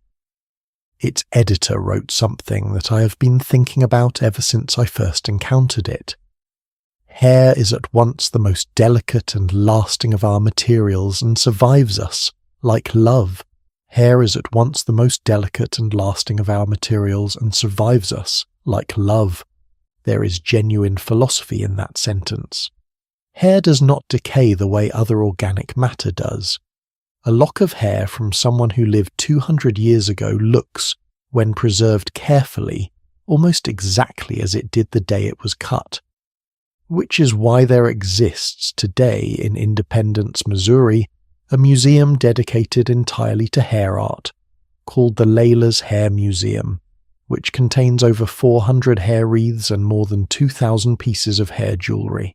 It is one of the strangest and most moving places I have ever read about, and someday I genuinely hope to visit it. Let me give you a specific named example, because I think it grounds this in a way that a general description cannot. When Alexander Hamilton, one of the founding fathers of the United States, whose face is now on the $10 bill, was shot in his duel with Aaron Burr in 1804, his wife Elizabeth spent the following year gathering locks of his hair that had been carefully cut from his head after his passing. She had a gold ring made from it, with Hamilton's hair braided and pressed under a crystal face, and she sent it to Nathaniel Pendleton, who had served as Hamilton's second in the duel. The accompanying letter explained that he could wear it in remembrance of his beloved friend. Both the ring and the letter survive, and they are currently held at the New York Historical Society. The hair of Alexander Hamilton, preserved inside a gold ring, there as an object, as a fact, as a piece of matter that was once part of a living person for over 200 years. Now, by the end of the Victorian era, England was importing 50 tons of hair per year to supplement the hair of the deceased, because demand for mourning jewellery had outstripped the available supply of the real thing. Think about what that number means. A country importing 50 tons of hair annually because people wanted to wear pieces of their loved ones. The commercial and the deeply personal were utterly entangled, and Queen Victoria herself was the engine driving much of it. When Prince Albert died in 1861, Victoria entered a mourning period that lasted until her own death 40 years later. She wore black every day. She slept with a cast of Albert's hand beside her. She had a lock of his hair set into a locket that she wore around her neck. She distributed hair jewellery made from his hair to her children and grandchildren as gifts. She was, in the most literal sense, keeping part of him with her at all times, and the entire empire followed her lead. But here is a question I genuinely want you to sit with, and I hope you will share your thoughts in the comments below. Is this better or worse than what we do now? I am not being provocative. I mean it honestly. We have built a world in which death is almost entirely removed from the domestic space. We have professionals who handle the body. We have institutions that manage the grief. We move through the experience of losing someone with very little physical encounter with what has actually happened. The body is taken away, the room is cleaned. The day comes when the person is simply not there anymore, and you are supposed to get back to your life. The Victorians sat with their dead for days. They made art from their hair. They kept photographs of their faces propped on the mantel. They wore a piece of the person's actual body against their skin every day. Which of those approaches to grief is healthier? I honestly do not know. But I suspect the answer is somewhere between the two extremes we've arrived at. Somewhere between the Victorian parlour and the modern living room. There is a particular photograph I want to tell you about. It was taken in Philadelphia in 1895.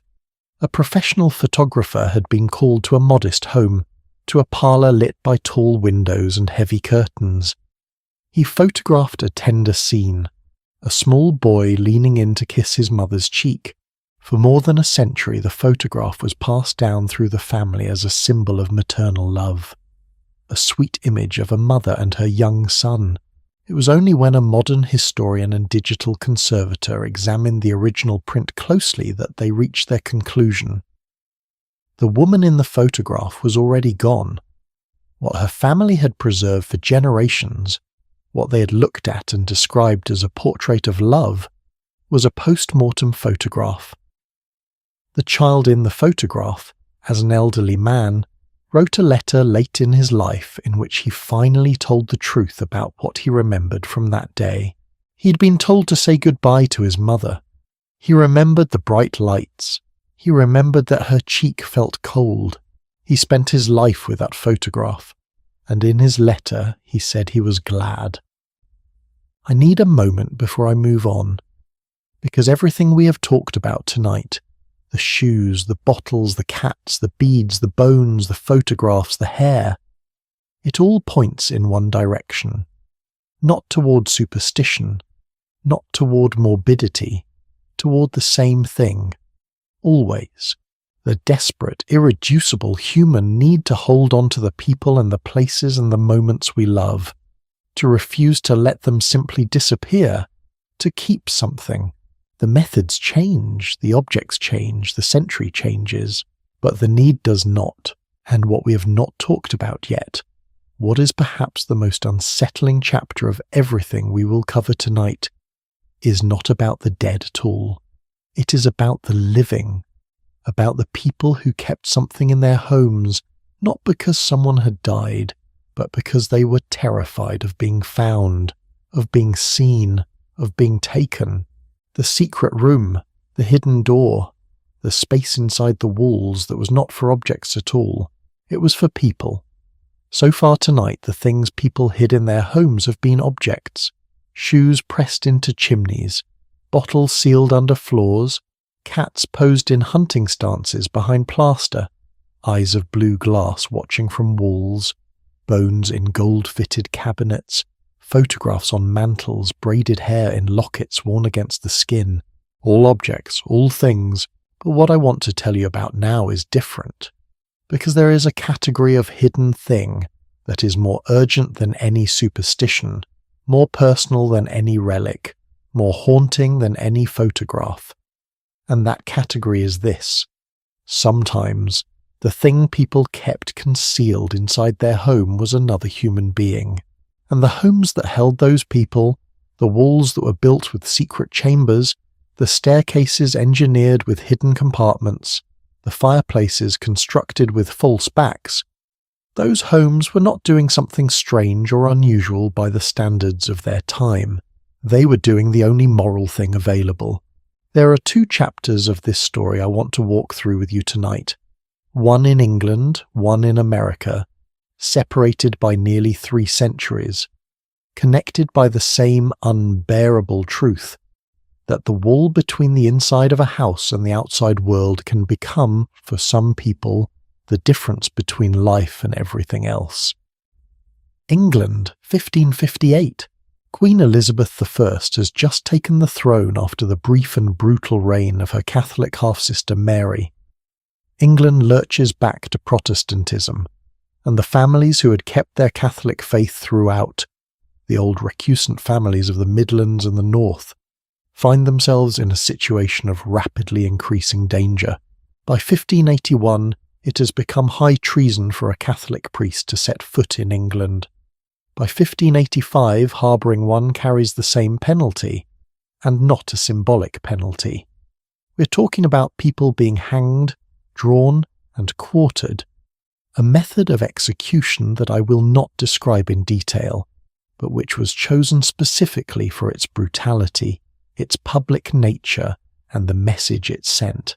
Catholic families continued to practice their faith in private. They brought priests into their homes in secret, disguised as tutors or cousins from the north. They held mass in back rooms with the curtains drawn and a watcher posted at the gate, and they built hiding places, small cramped cavities cut from the bones of their homes. For the moment the priest hunters came knocking, the people who came knocking were called pursuivants, agents of the state, and they were not amateurs. They arrived at a house with carpenters and masons in tow, armed with measuring tools, and they went room by room. They tapped walls. They measured floor plans against exterior dimensions. They counted windows and compared the number against the interior rooms to look for discrepancies. They pulled up floors. They dismantled fireplaces. They would stake out a house for days, waiting to see if anyone emerged from a hiding place driven out by hunger or thirst. And against these men, one carpenter from Oxford became something extraordinary. His name was Nicholas Owen. He was born in 1562, the son of a carpenter. He was small. His contemporaries called him Little John, partly in irony, partly in affection. He walked with a limp from an old injury. He travelled the country from one Catholic manor house to another, accepting no payment for his work, asking only for a bed and food, and spending the night hours in rooms that were then carefully sealed and returned to their normal appearance by morning. A letter written in 1596 by the Jesuit Father Henry Garnet, for whom Owen worked for nearly 2 decades, describes him as a carpenter of singular faithfulness and skill, who has travelled through almost the entire kingdom and, without charge, has made for Catholic priests hiding places where they might shelter from the fury of heretical searchers.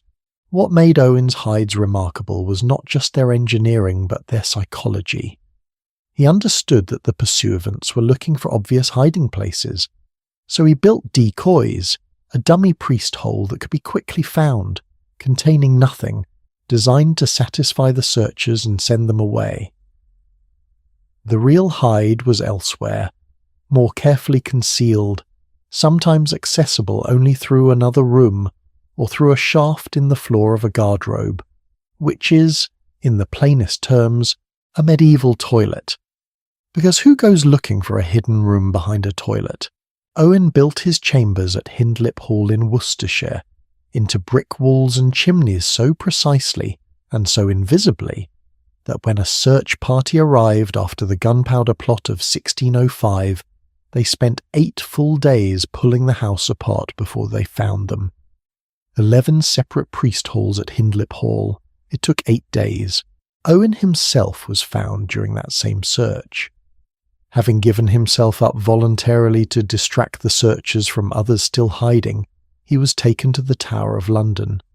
He was tortured on the rack, an apparatus designed to stretch the body until it breaks. He died without giving up a single name, without revealing the location of a single hide. He was canonized as a saint in 1970 by Pope Paul VI, and is now officially the patron saint of illusionists, because as more than one writer has noted, what he did in those rooms was a kind of magic. He made people disappear.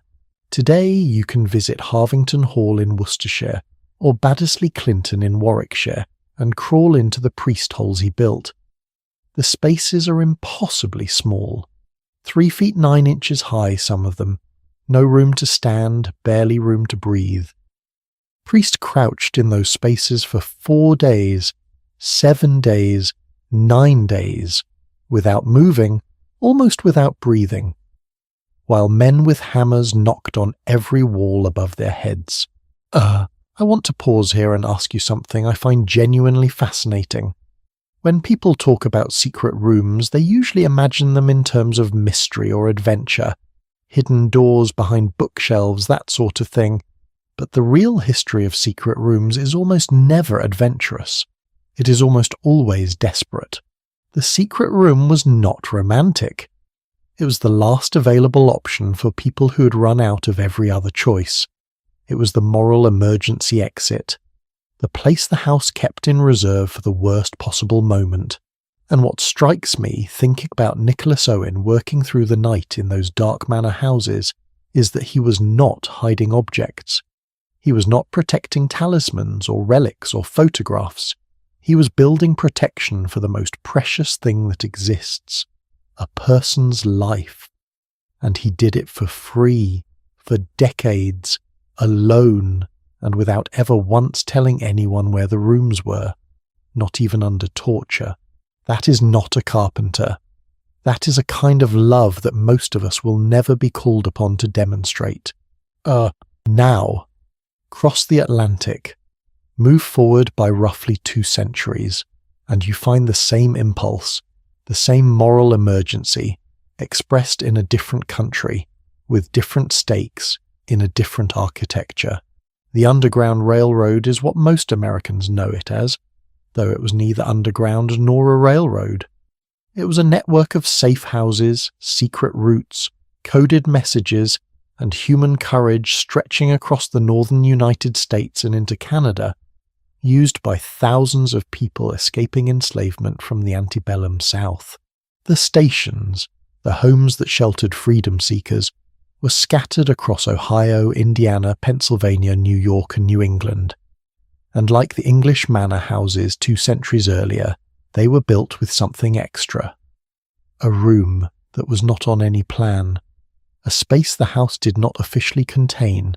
The Levy Coffin House in Fountain City, Indiana, Coffin was sometimes called the president of the Underground Railroad, sheltered an estimated 2,000 people during the years it operated as a station. The house was a federal-style brick building, 8 rooms on the surface. Inside one of those rooms, behind a door that appeared to be nothing more than a panel of wainscoting, was a narrow crawl space between the walls that could hold, according to those who documented it, up to 14 people at a time. 14 people in silence in a space between 2 walls, listening for sounds from the other side. The engineering of these spaces was often improvised and individual. Each household found its own solution. At one documented station house in Ohio, the hiding place was a cellar with a false floor. At another in Pennsylvania, it was a room accessed through the back of a kitchen fireplace. At Levi Coffin's house, the spring-fed well beneath the building provided fresh water directly to the concealed space, a detail that tells you this was not a casual arrangement. Coffin had thought about what would happen if people needed to stay hidden for days. He had planned for it. The parallels with the Elizabethan priest holes are not accidental. They reflect the same logic, the same human mathematics. When the law itself becomes the danger, the house becomes the sanctuary, and the wall between inside and outside becomes the most morally significant piece of architecture in the world. Here is something I did not expect when I started researching this subject, and it has stayed with me ever since. Many of these secret rooms have only been discovered in recent decades. A family buys an old house in Ohio. They're renovating the kitchen. They pull up the floorboards to replace the subflooring, and there it is. A small and dark space beneath the kitchen, with evidence of occupation. A rusted tin cup, a scrap of cloth, scratches on the walls that might be fingernail marks, or might be someone carving marks to count the days.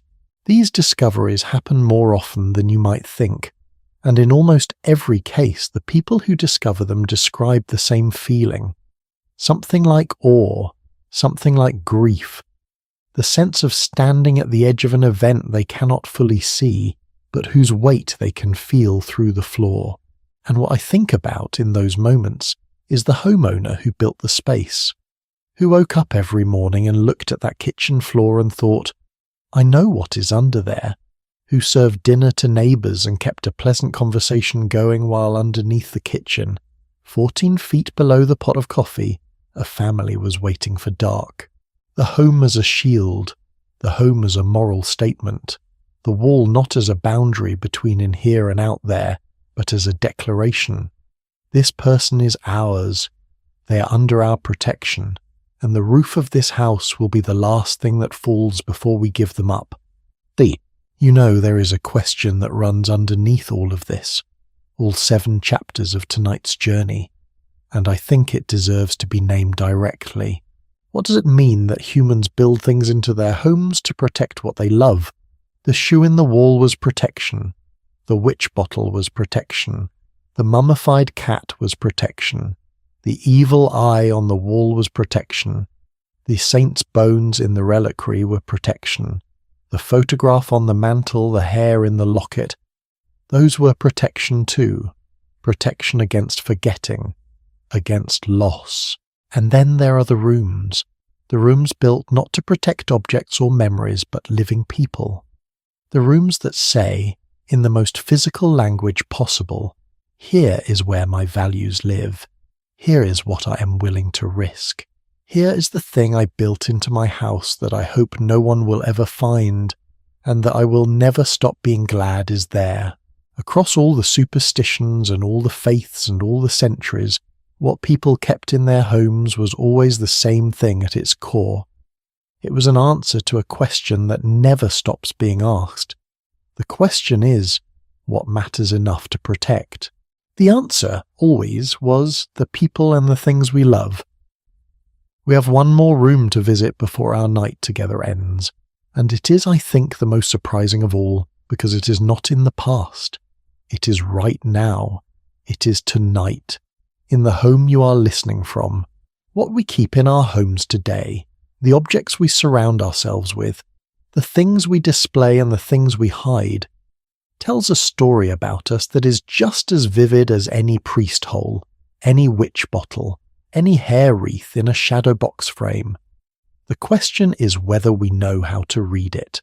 I want to close out our evening together by asking what we have kept, what has survived into the modern home, what the objects on your shelves and in your drawers and hanging above your doors say about what you believe and what you fear and what you love. Because the strange things people kept in their homes, they are still there. They're just called by different names now. Right. So, we have talked about the things people hid in their walls to protect their homes. We have talked about the things they displayed to ward off curses. We have talked about the rooms within rooms, the bones in the cabinets, the photographs on the mantelpieces. But there is a whole other category of object that people kept in their homes throughout history. And this one I find particularly fascinating, because it sits right at the intersection of care and catastrophe, right at the place where love meets a complete lack of information. I'm talking about the medicine cabinet, or rather, what passed for a medicine cabinet before the age of the modern pharmacology, before regulation, before clinical trials, before anyone properly understood what was going into the bottle they were handing their child at bedtime. Because here is what I want you to sit with. The people who kept these things were not reckless. They were not monsters. They were parents and grandparents and grandmothers with tired babies. They were husbands watching their wives fade from illnesses with no name. They were people doing exactly what we do today, reaching for whatever was available, whatever was advertised, whatever a neighbour swore by. The tragedy was not malice. The tragedy was the gap between intention and knowledge, and that gap in the 19th century was enormous. Let me begin with a product that I think is the single most alarming object ever to sit on a domestic shelf. It was called Mrs. Winslow's Soothing Syrup. It was first manufactured commercially in 1849 by a pair of druggists in Bangor, Maine. Its marketing was warm and domestic and deeply reassuring. The label showed a kindly older woman, Mrs. Charlotte Winslow, introduced as an experienced nurse who had spent her career caring for infants. The advertising copy used words like gentle, soothing, safe, effective. The illustrations showed happy, sleeping babies cradled by beautiful mothers. The product promised to calm teething infants, to help them sleep, to ease the inevitable miseries of early childhood. It contained 65 milligrams of morphine per fluid ounce, and alcohol. 1 teaspoonful, the standard recommended dose, had the morphine content equivalent to 20 drops of laudanum, the opium tincture. Contemporary medical guidance of the period recommended that babies 6 months of age receive no more than 2 or 3 drops of laudanum. Mrs. Winslow's recommended dose for a fussy baby contained roughly 7 times the safe upper limit. Many babies who took the syrup fell into a deep, quiet sleep and did not wake up again. This is why the product eventually came to be known, in the popular press and among physicians who dared to speak out against it, by its other name, the baby killer. And yet, here is the part that I keep coming back to. Mrs. Winslow's soothing syrup remained on domestic shelves, advertised cheerfully in newspapers and on calendar trade cards until the 1930s, nearly a century. The American Medical Association formally denounced it in 1911, calling it a baby killer in plain language. The Pure Food and Drug Act of 1906 forced manufacturers to disclose the presence of morphine on the label. And even then, even when the word morphine appeared next to the image of a smiling infant, sales continued, not because parents wanted to harm their children, but because the bottle worked. The baby stopped crying, the baby slept, and in a world without antibiotics, without pediatric care, without any of the safety nets we take for granted, a quiet baby felt like a miracle. Now Mrs. Winslow's was not an exception. It was the rule. Before the Pure Food and Drug Act, the United States had no requirement that medicines list their ingredients. The medicine cabinet of a middle-class American or English home in the 1880s might contain laudanum for colic, a cocaine solution for hay fever, chloroform for headaches, and, this is real, an arsenic preparation for nervous complaints. Not because the household was unusual, because these were the standard remedies, prescribed by doctors, available over the counter at the local pharmacy, advertised in the same pages of the ladies' magazines that carried recipes and gardening advice. John Wesley, yes, the same John Wesley who founded Methodism, and who was also, somewhat unexpectedly, the author of a medical guide called Primitive Physic, published in 1747, recommended pills made from spiderwebs as a treatment for the fevers that attended malaria. He noted, with the confidence of the deeply sincere, "I never knew this to fail. I find John Wesley oddly endearing. He was a man of genuine intelligence and deep compassion, who happened to live before germ theory. He wanted to help, and spiderwebs were what he had." But perhaps the strangest item in the domestic medicine cabinet of history is one that was not even kept in the medicine cabinet at all.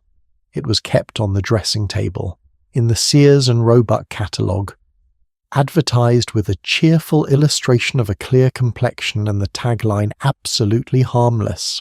The product was called Dr. James Campbell's Safe Arsenic Complexion Wafers. The name does a lot of work in 4 words: doctor, safe, arsenic. The juxtaposition of safe and arsenic in the same breath is a window into a very different relationship with chemistry than we have today. The wafers were exactly what they sound like: small white chalk tablets designed to be nibbled. They promised to clear the skin of freckles, blemishes, and muddy complexions. They were sold in the Sears catalogue alongside fabric and kitchen goods. They were advertised in newspapers. They were, for a period in the 1880s and 90s, a fashionable home remedy. The arsenic was not hidden.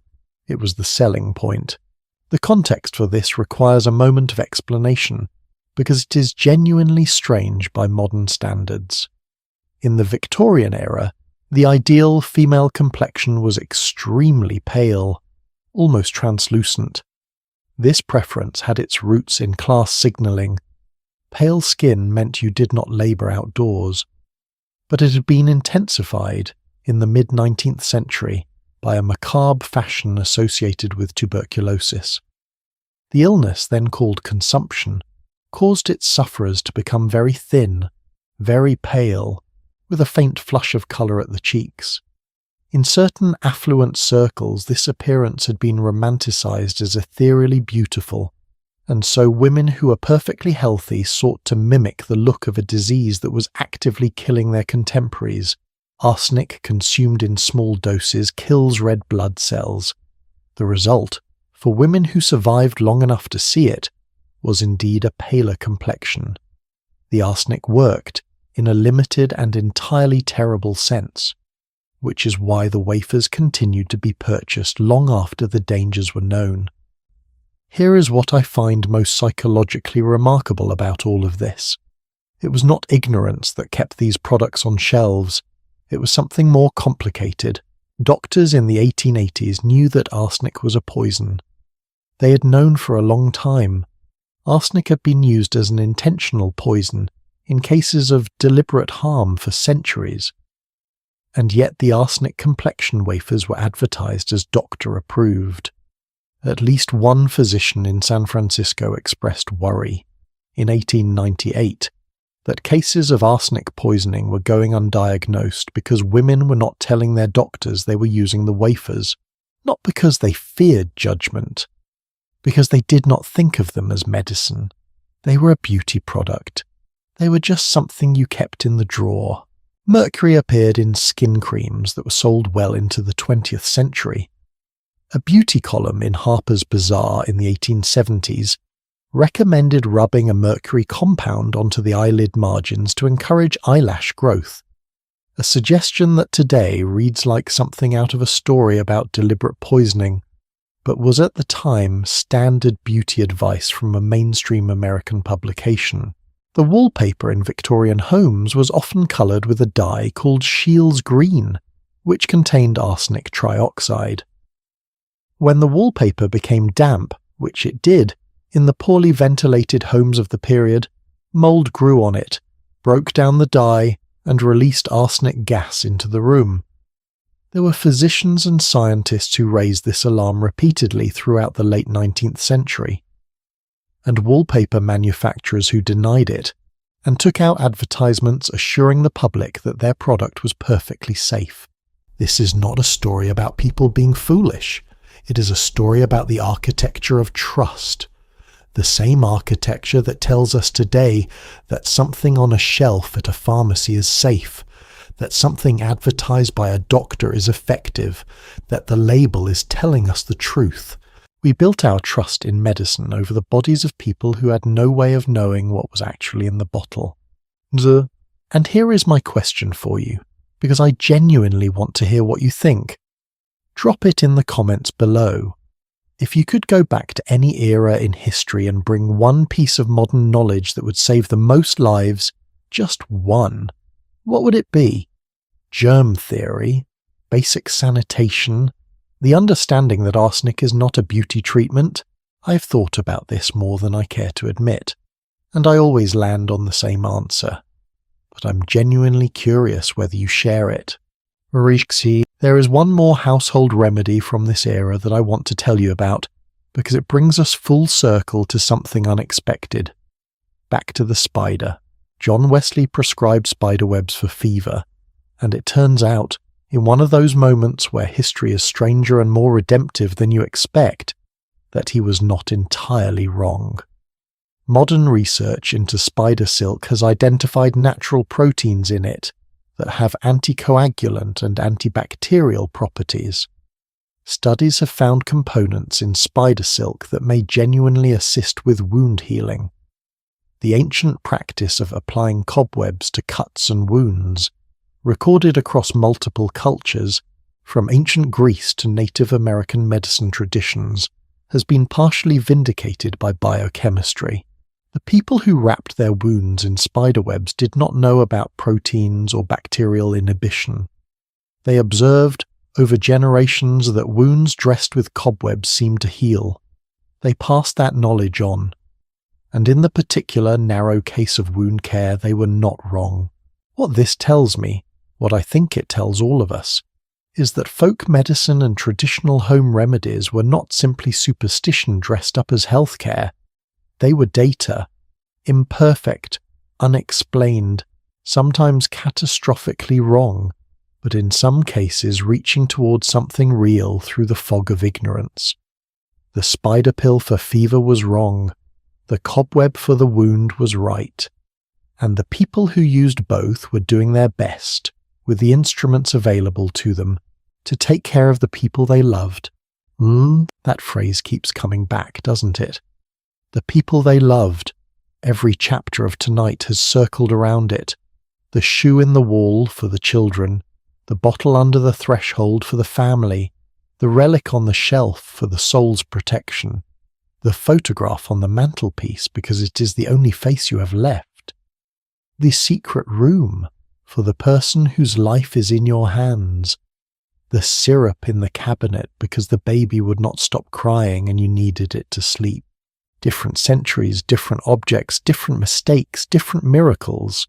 The same helpless, ferocious, entirely human love underneath every single one. We're getting close to the end of our journey together tonight, and I want to bring us home, literally and metaphorically, by turning from the past to the present, because all of this history that we have been moving through is not separate from where you are sitting or lying right now. It lives in your house, in the objects you've chosen to keep, in what sits on your own shelves and in your own drawers and above your own doors. The Bible that has been in your family for 4 generations with births and marriages written inside the cover, that is the reliquary. The lucky coin in your wallet that you've carried for 15 years without ever quite understanding why, that is the amulet. The photograph of someone who is gone, placed exactly where you will see it every morning, that is the portrait on the parlour mantel. The strange things people kept in their homes are still here. They never left. We just stopped talking about them. That conversation, about what we carry and why and what it says about us, is where we're going next. There is something that tends to happen at a certain point in a person's life when they begin going through the possessions of someone who has died. It usually starts practically enough, sorting through clothes, deciding what to donate, what to keep. But then you find the drawer, or the box, or the shelf that holds the things they meant to keep safe, and inside those things you find the documents, and the documents begin to speak, not in the way that papers usually speak, not with legal language or bureaucratic fact, in something closer to a whisper, something that tells you a version of your family's story you'd never been told. This is what the family Bible was for, and what you found inside one could change everything you thought you knew about where you came from.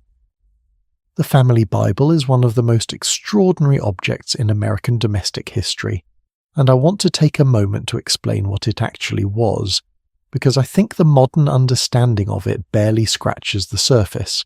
From roughly the 17th century onward, and reaching its peak in the 18th and 19th centuries in America and Britain, the family Bible was not simply a religious text kept in the house. It was the house's memory, its official archive. In a world without civil registration, Massachusetts did not begin centralized birth registration until 1841, the southern states not until between 1899 and 1919, and some regions even later than that. The family Bible was often the only record that a person had been born at all. The printer Isaiah Thomas, a Massachusetts man who is also the founder of the American Antiquarian Society, is credited with printing the first American Bible to include dedicated family record pages in 1791. The innovation caught on immediately. Within a generation, Bibles printed with blank pages between the Old and New Testaments, pages specifically designated for births, marriages, and deaths, had become the standard for respectable American households. They were sold by door-to-door agents. They were given as wedding gifts. They were, in many families, the single most carefully guarded object in the house. And when those families went to court to claim a soldier's pension after the Revolutionary or Civil Wars, to settle an inheritance dispute, to prove a marriage or a birth date to a skeptical legal system, they tore pages out of the Bible and submitted them as evidence. You can find those torn pages today, yellowed and fragile, in pension files at the National Archives. The pages travelled through legal systems as testimony. The Bible was that authoritative. But here is what I find most haunting about the family Bible, and what I think is almost never talked about. It recorded not just what happened, It recorded what the family chose to remember. Open a Bible that has been passed down through 5 or 6 generations, and what you find is not a complete accounting, it is a curated one. Some births are recorded in careful ink, with dates and middle names and notations of time of day. Others, a child who died very young, a marriage that ended badly, a family member who left under circumstances no one would speak of, appear as a single line or a crossed-out entry, or nothing at all. Pleasant Clemens, one of the siblings of Samuel Langhorne. Clemens, better known to the world as Mark Twain, is documented in the family records as having been born in 1828 and having died at 6 months of age. He was the only one of Twain's 6 brothers and sisters for whom neither a birth date nor a death date was entered in the family Bible. The child existed, and the family could not bring itself to write it down. That blank space on the page is not an absence of information. It is an excess of grief pressing up through the paper. Now, the Bible's pages were only the most official layer of what it contained, because between those pages, tucked, pressed, slipped, folded, families kept everything else that mattered. And this is where the family Bible becomes something genuinely extraordinary. Genealogists who have spent careers opening these books describe the experience in almost identical terms, a kind of archaeological thrill, combined with a growing sense of intimacy with people they have never met. Newspaper clippings from the 1860s. A pressed flower, completely dried to paper-thin transparency, from a wedding that happened 160 years ago. A lock of hair tied with faded ribbon. Letters written in ink so faded they require magnification to read. A small photograph, its edges soft with age. A recipe in a handwriting that belongs to no one any living member of the family can identify. One family Bible documented in Appalachian records contained a simple, handwritten note on the back of the New Testament title page. Jonathan Wilson had written it in 1737. Be it remembered that on the 12th day of May, in the year of our Lord 1737, I Jonathan Wilson intermarried with my wife Martha, the daughter of Captain John Briscoe, late of Charles County, deceased.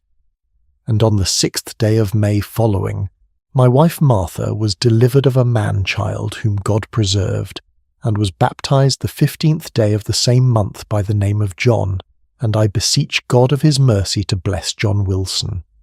I beseech God of his mercy to bless John Wilson, written in 1737, a father's prayer pressed into a book that would outlive him by centuries, and we can read it today. The Lambton Family Bible from Kentucky carries a note that I particularly love, not because of its drama, but because of what it reveals about the unremarkable way that history accumulates. The entry reads simply, Jane Lambton, born 1803, married John M. Clemens. Jane Lambton Clemens was the mother of Samuel Clemens. She was the mother of Mark Twain. And her existence in the historical record begins, in the most foundational sense, with a single line in a family Bible that someone carried when they migrated from southwest Virginia to eastern Kentucky, before census records, before birth certificates, before any state government thought to write down who had been born. There was the Bible. But the objects kept between the pages were not always innocent, not always sad. Sometimes they were urgent. Sometimes they were dangerous. Court records contain documented cases of family Bibles being disputed as evidence because someone had quietly altered the dates after the fact. One particularly fascinating legal case from Texas in the late 19th century involved an estate claim in which the death dates recorded in the family Bible turned out to be wrong, not because of error, but because someone had an interest in establishing the dates of death in a particular order for inheritance purposes. When the actual court records were compared against the Bible entries, the dates did not match. Someone had recorded the dates they needed rather than the dates that had actually occurred. In those cases, the Bible was not a record of what happened. It was a record of what someone wanted to be believed. And the distinction mattered enormously when property was at stake. Let me ask you something. Does your family have an old Bible? And if you have ever opened it, really opened it, and looked at the pages in the front or the back, what did you find? I am not asking rhetorically. Drop a comment below if you have a story, because I have read so many accounts of people finding something entirely unexpected in a family Bible. And I genuinely believe that for a lot of people watching this right now, there is one of these books somewhere in the family, and no one has opened it carefully in years. The family Bible was also the place where people kept things that had nowhere else to go. Things that did not fit into the official categories. Letters between people who were not supposed to be writing to each other. Divorce papers from a marriage the family never spoke of. An adoption record. A note acknowledging a child who was given away in infancy and whose existence the family had agreed never to mention. A document showing that the family name had been changed when someone's grandfather arrived at a port of entry in the 1880s, and the immigration officer wrote down something different from what was said, and the family just kept it. These papers were not kept because they were joyful. They were kept because they were real, because the family could not bear to destroy the evidence of something that had actually happened, even if they could never bring themselves to talk about it. The Bible was where the unspeakable was stored, preserved under the cover of the sacred, because where else do you put the things that are too true to throw away and too complicated to explain? There is one particular category of document kept in family Bibles that I want to name specifically, because it connects this story to a much larger and darker American history. A significant number of family Bibles from Southern households, dating from before the Civil War, contain records of enslaved people, not by name, always. Often just as entries following the family's own records, a birth noted in a different hand, a child listed by first name only, an age estimate followed by a designation that removes personhood from the record in the most clinical way imaginable. But in some cases, and these discoveries have become enormously significant for African American genealogical research, an enslaved person's full name appears. A birth date, a parentage note, information that had no place in any official legal record because the law did not recognize those people as persons with genealogical continuity. The Library of Virginia alone holds images of over 6,800 Bible records in its digital collections. The North Carolina State Archives have digitized 142 family Bibles that contain at least one documented enslaved person's name. For researchers trying to trace ancestry before the 1860s, a period from which almost no documentary evidence of enslaved people's existence survives in official form, these Bible entries are sometimes the only thread available. Someone recorded those names. Someone thought it mattered enough to write down. I do not know what to make of that fully, but I know that those few words, pressed into the back pages of a book that was supposed to be sacred, have become a lifeline through one of history's most determined efforts to render people invisible. What I keep coming back to, thinking about all of these things pressed between the pages, the prayers and the forgeries, the dried flowers and the disputed death dates, the names of children who lived 3 months and the names of people the law refused to count, is the same thing I keep returning to throughout tonight. The home was where people kept their version of the truth, not always the comfortable truth, not always the legal truth, the version that felt too important to destroy, the version that might matter someday to someone who had not been born yet, the version that said, "This happened. We were here. This person existed." Whatever the world decided to record or not record, we knew. The family Bible was the home's deepest act of memory. It said, "Within these walls, we do not forget." And yet there is a particular kind of forgetting that I want to end on, one that is almost universal, and one that I think you will recognize. Many of us know that someone in our family had a Bible like this, and many of us have never opened it carefully. It is on a high shelf, or in a box in storage, or at a relative's house that we have not visited in years. We know it exists. We have not made the time. I'm not saying this to make you feel guilty. I'm saying it because of what I found the first time I looked carefully at one. What surprised me was not the information. It was the sense of presence, the particular quality of knowing that the handwriting on those pages was the actual handwriting of a person who'd been alive 200 years ago, recording the birth of a child who would be my ancestor's ancestor. A person writing in the dark, by candlelight, in a house that no longer stands. And the ink is still there. That is not superstition. That is not religion necessarily. That is just the particular power of an object that holds its contents for a very, very long time. We're closing in on the end of our journey together tonight, and I want to bring us to a place I have been thinking about since we started, the place where all of this history stops being history and becomes the present. The question I want to ask is not about what people kept in their homes in the past. It is about what we keep right now, about what the objects around you tonight say about what you value and what you believe and who you are trying to hold on to. Because the strange things people kept in their homes, the impulse that put the shoe in the wall, the bottle under the doorstep, the Bible in the cabinet, the photograph on the mantel, that impulse is not gone. It is just wearing different clothes now. And those objects, the modern ones, the ones sitting on your shelf right now without you perhaps knowing quite why, are what we are going to look at next. Let me make a small confession before we go any further. I own a lucky object. I have had it for years.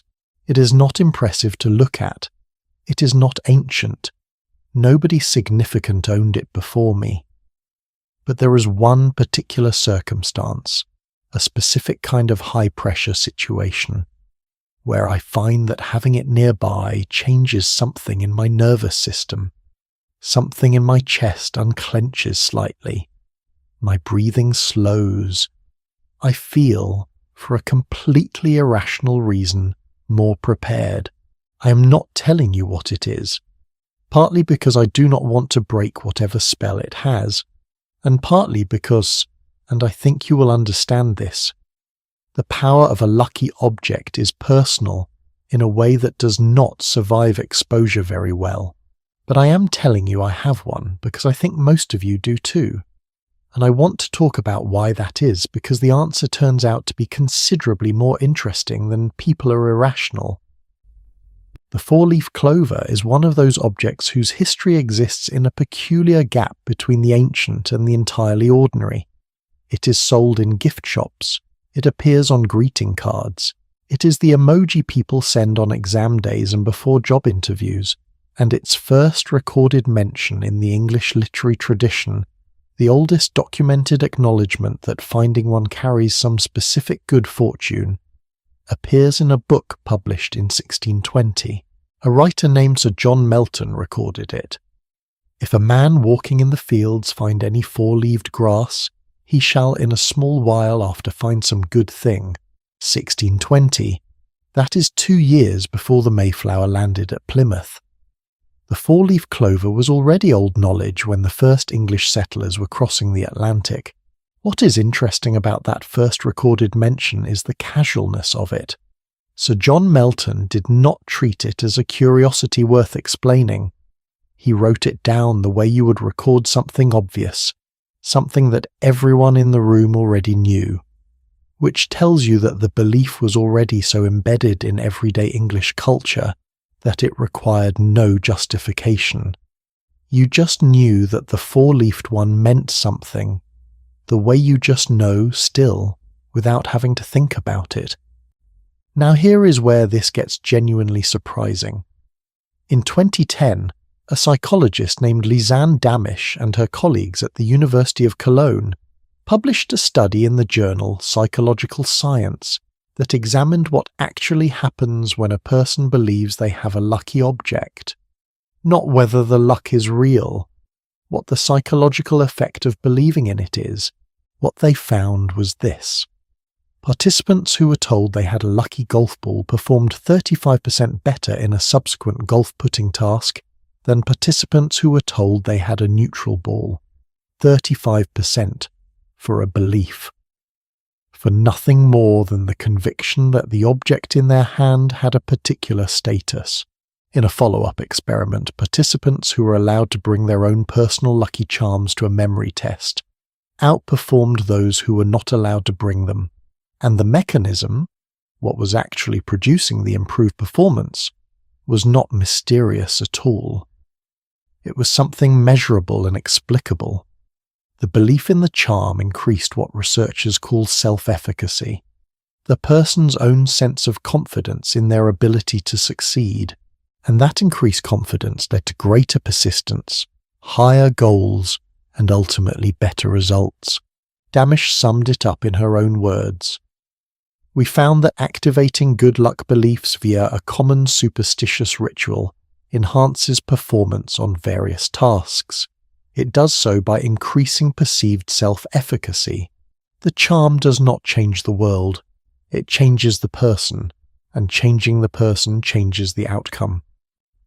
I think about that finding a lot in relation to everything we have talked about tonight, because it is, in a sense, the scientific articulation of what all of these objects, the shoe in the wall, the witch bottle under the threshold, the saint's bone in the reliquary, the hair in the locket, were doing for the people who kept them.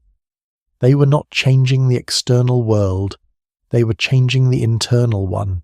They were giving people the experience of agency in situations where agency was otherwise unavailable.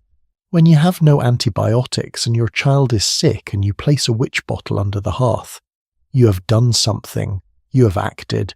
And the act of having acted, of having tried, of having brought every available resource to bear, that matters. That is not a small thing.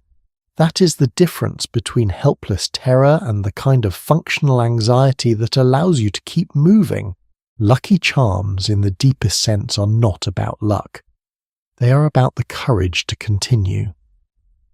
The rabbit's foot is the lucky object with the most surprising history, and I want to spend a moment on it, because it is one of those cases where the commonly known version is almost entirely wrong. Most people assume the rabbit's foot is a vaguely European folk charm with fuzzy Celtic roots, something to do with rabbits being fertile and therefore auspicious, or something like that. Clean, simple, inoffensive. The actual history is considerably stranger and more complicated. The strongest historical evidence connects the rabbit's foot charm not to Celtic Europe, but to hoodoo, the African-American folk magic tradition that developed in the American South under the conditions of enslavement. In the 1880s, rabbit's foot charms were being sold in the black neighborhoods of New Orleans, with specific ritualistic requirements attached. The foot had to be the left hind foot of a rabbit killed in a graveyard, under specific lunar conditions, sometimes with the silver bullet. This was not a quaint superstition. In the framework of hoodoo, the specifics mattered. The graveyard, the silver, the left foot, the moon. Each element had a logic within the tradition. The charm was, in its original form, a powerful protective object meant to draw the uncanny into the service of protection. The rabbit itself, in some traditions, was associated with witches who could take animal form. A rabbit's foot was therefore, in a sense, a piece of a witch's power turned around and made to serve the person carrying it. By around 1908, the rabbit's foot had become a popular commercial item sold across America and England.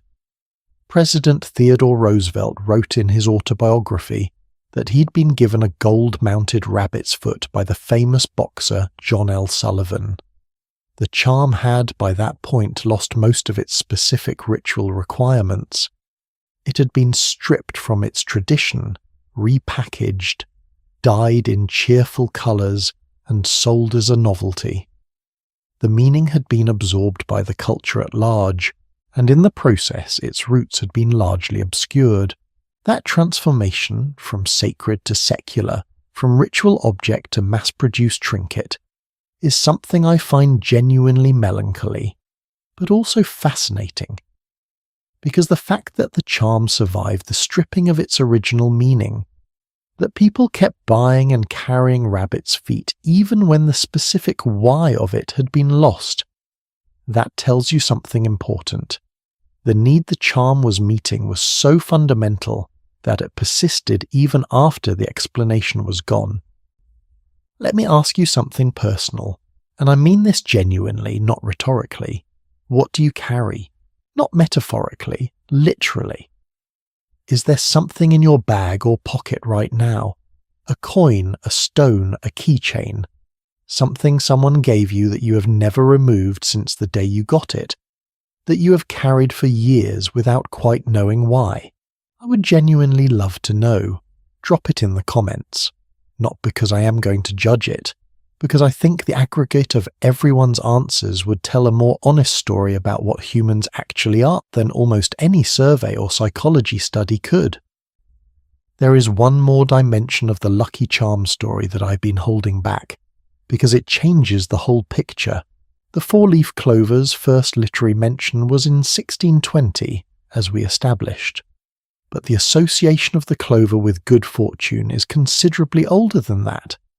The Celts, whose calendar, mythology, and symbolic language saturated British culture long before any written record, associated the three-leaf clover with the sacred number 3, with the threefold nature of the world, with the divine.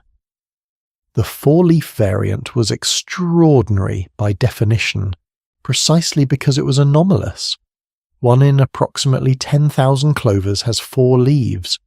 Finding one meant you had encountered something statistically improbable, something outside the normal distribution of the world, and across many cultures and many centuries, the statistically improbable has been read as meaningful. Not because of irrational thinking, but because of a specific kind of probabilistic intuition that is actually quite sophisticated. If something very unlikely just happened, something has changed. Pay attention. The Gallup organization, in a poll taken in 1996, found that 1 in 4 Americans described themselves as superstitious. That number is probably an undercount, because people underreport beliefs that feel irrational when questioned by a researcher. The real percentage of people who carry lucky objects avoid certain behaviors before important events, or maintain small rituals they associate with good outcomes, that number is almost certainly much higher. I would venture almost everyone at some point has a lucky shirt, a lucky ritual, a lucky object. Even the people who would insist in full daylight that they do not believe in such things. What I want to do now is bring this back to the home. Because all of these objects, the four-leaf clover, the rabbit's foot, the evil eye, the horseshoe, the coin that has been in a drawer for 15 years without anyone remembering why, these are home objects. They are kept in particular places with particular intentions, and the way they are kept tells a story. The horseshoe above the door, as we discussed, is one of the oldest examples. The evil eye hanging in the kitchen. The photograph on the mantel, which is also an altar in its way, a shrine to continuity and love. The small stone your child brought you from a beach, placed on your desk where you can see it while you work. The handmade thing on the wall that you cannot quite bring yourself to take down, even though it does not match anything else in the room, because someone who is gone made it. These are not superstitions exactly. They are not quite keepsakes either. They are something in between. They are the home's way of saying, this matters, this stays, this is part of what this house is. There is a thing that happened when scholars began seriously studying transitional objects. the small items that young children carry with them for comfort, the blankets and soft toys that serve as bridges between the child and the world outside the safety of the parent. The psychoanalyst Donald Winnicott, who coined the phrase transitional object in 1951, noticed something interesting. These objects were not just for children, adults had them too. They just called them by different names: lucky charms, heirlooms, keepsakes. The transitional object serves the same function at every age. It is a physical anchor to something that cannot be physically held. Love, safety, continuity. The sense that one is not entirely alone in the world. A rabbit's foot from a tradition you no longer fully understand, carried in a pocket you check without thinking. A four-leaf clover pressed between the pages of a book you've not opened in a decade but cannot throw away. A coin from a country you've never visited that belonged to someone who's been gone for 30 years. These objects are not irrational. They are how humans carry what cannot be carried any other way. Thus, we're almost at the end of our journey tonight. And I want to use the last 2 chapters to do what I think is the most interesting thing, to bring us from the distant past, past the medieval manor houses and the Victorian parlours and the colonial plantations, all the way to here, to the house or apartment or room you're in right now, because I believe, and I want to make this argument clearly before we finish, that what we've been looking at all night is not history. It is not something that happened to other people in other times for reasons we no longer share. What we've been looking at is us, the same impulse in different clothes across every century we have visited.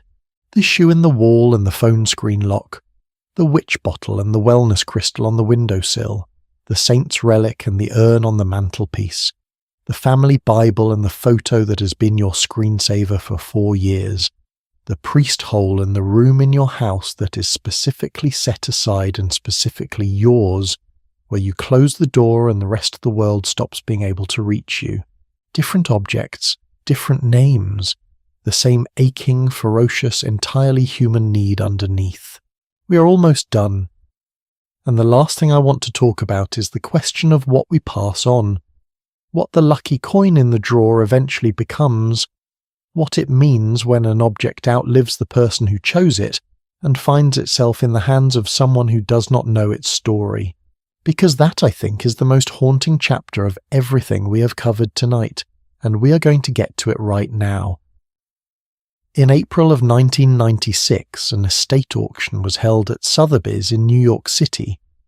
The estate in question belonged to 2 of the most famous people of the 20th century, President John Fitzgerald Kennedy and his wife Jacqueline. The objects being sold were drawn from the accumulated personal possessions of 2 human lives, the furniture and the jewellery and the artwork and the ordinary unglamorous clutter of daily existence. Some items sold for the prices you might expect. The desk at which President Kennedy signed the Nuclear Test Ban Treaty in 1963 sold for $1,430,000. His golf club sold for $772,000. His rocking chair, which the public associated deeply with him because of its prominence during his years in office, sold for $453,000. And then there was a tape measure, a plain, retractable household tape measure, the kind you can buy at any hardware store for a few dollars, the kind that sits in a kitchen drawer for 20 years being ignored. This tape measure, which had belonged to President Kennedy, sold for $48,875. Now let me ask you a simple question. Why? The answer comes from research published in the Proceedings of the National Academy of Sciences by Yale researchers George Newman and Paul Bloom in 2014.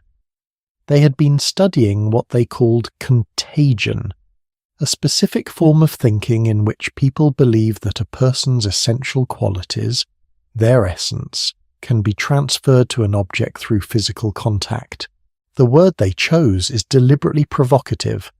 Contagion, the same word we use for illness, The same logic that says if something has touched something dangerous, some of that danger has transferred to it. Newman and Bloom found that this belief operates in the positive direction too, and with astonishing power. In a follow-up experiment, they asked participants how much they would pay for a sweater that had been owned by a person they admired.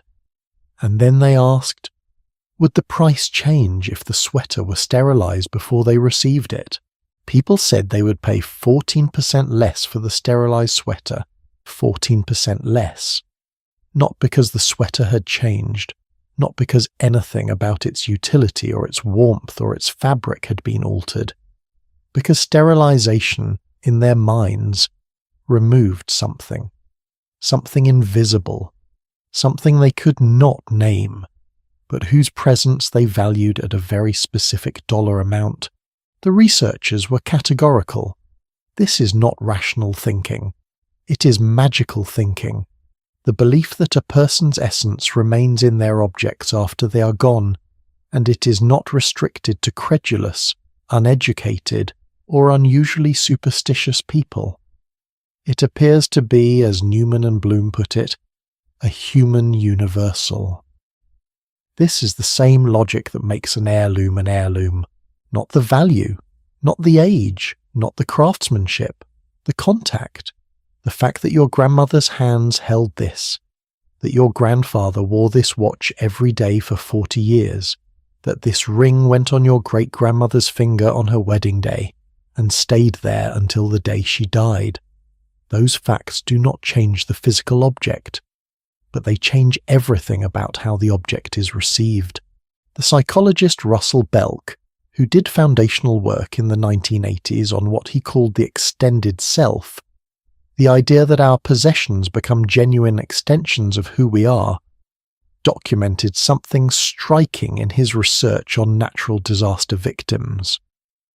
People who had lost their homes and belongings in floods and fires did not primarily grieve the monetary value of what was gone.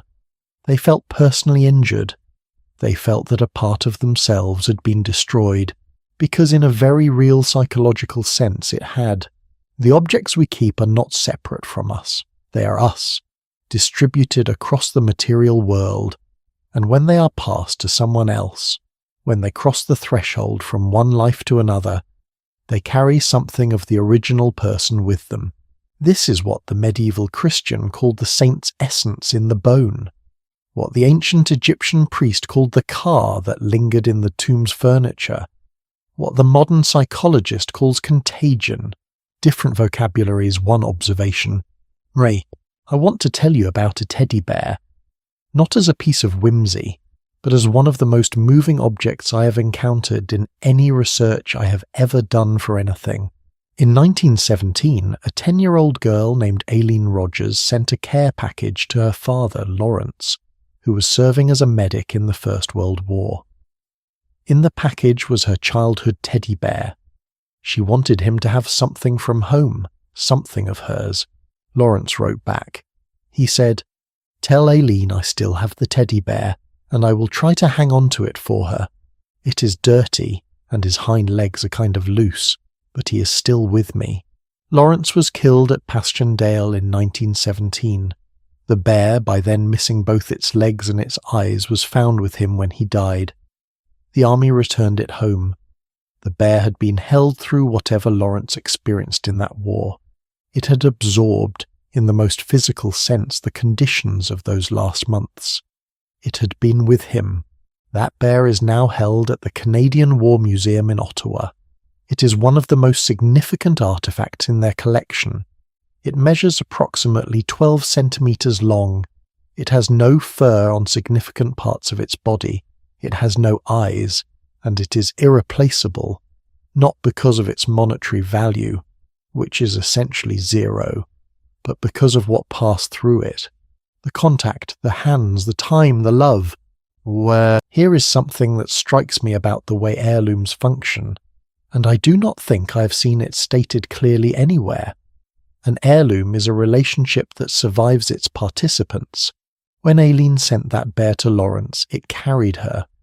When Lawrence held it through the war, it carried both of them. When it came back to the family after his death, it carried all three things simultaneously: the child who sent it, the soldier who kept it, and the years between. It became a record of a relationship that the participants could no longer maintain themselves. This is what heirlooms do. They substitute for the relationship when the relationship can no longer exist in its original form. And that, I think, is why the impulse to keep them is so strong and so universal. Not sentimentality in the weak sense, not an inability to let go, something more like necessity. The object is the only form the relationship can still take. Now let me bring this somewhere more ordinary and more personal. Because while Lawrence's bear is an extreme case, the stakes of that story are very high. The same logic operates in the humblest domestic objects. The mug you do not throw away, the one with the chip in the rim that you keep reaching for even though you have perfectly good mugs without chips, the one that belonged to someone, you know which mug I mean, or the blanket that is too thin to actually be useful for warmth, but that has been on a particular chair in a particular room for so long that it would feel wrong to move it. Or the piece of furniture that is not particularly attractive, but that was there in the house when you were young, and that makes a room feel, somehow, continuous with its past. These objects are doing exactly what the saint's bone did, what the photograph on the parlour mantelpiece did, what the hair in the locket did. They are holding a presence that cannot otherwise be held. A question I find myself returning to, and it is one I genuinely do not know the answer to. Is this healthy? On one hand, and this is where I think the mainstream psychological view would come down, attachment to objects can become unhealthy when it substitutes for living relationships, when it prevents people from moving through grief, when the object becomes more important than the life being lived around it. That is a real concern, and it deserves to be named. On the other hand, the research by Russell Belk, by George Newman, by the attachment theorists who have studied this over decades, consistently suggests that what they call sentimental attachment, the healthy version, is genuinely beneficial. It grounds us. It connects us to our own histories. It gives us a sense that we are part of something larger than the present moment, that we come from somewhere and are going somewhere, and that the people we loved left real marks in the world. The cup is an argument that someone was here. It was theirs. They touched it every day. And now you touch it every day. That continuity is not nothing. That is in fact the closest thing we have to actual immortality. Not the persistence of the soul, but the persistence of the object, passed from hand to hand, carrying the trace of everyone who ever used it. Let me ask you something, and I want you to really think about it before you answer.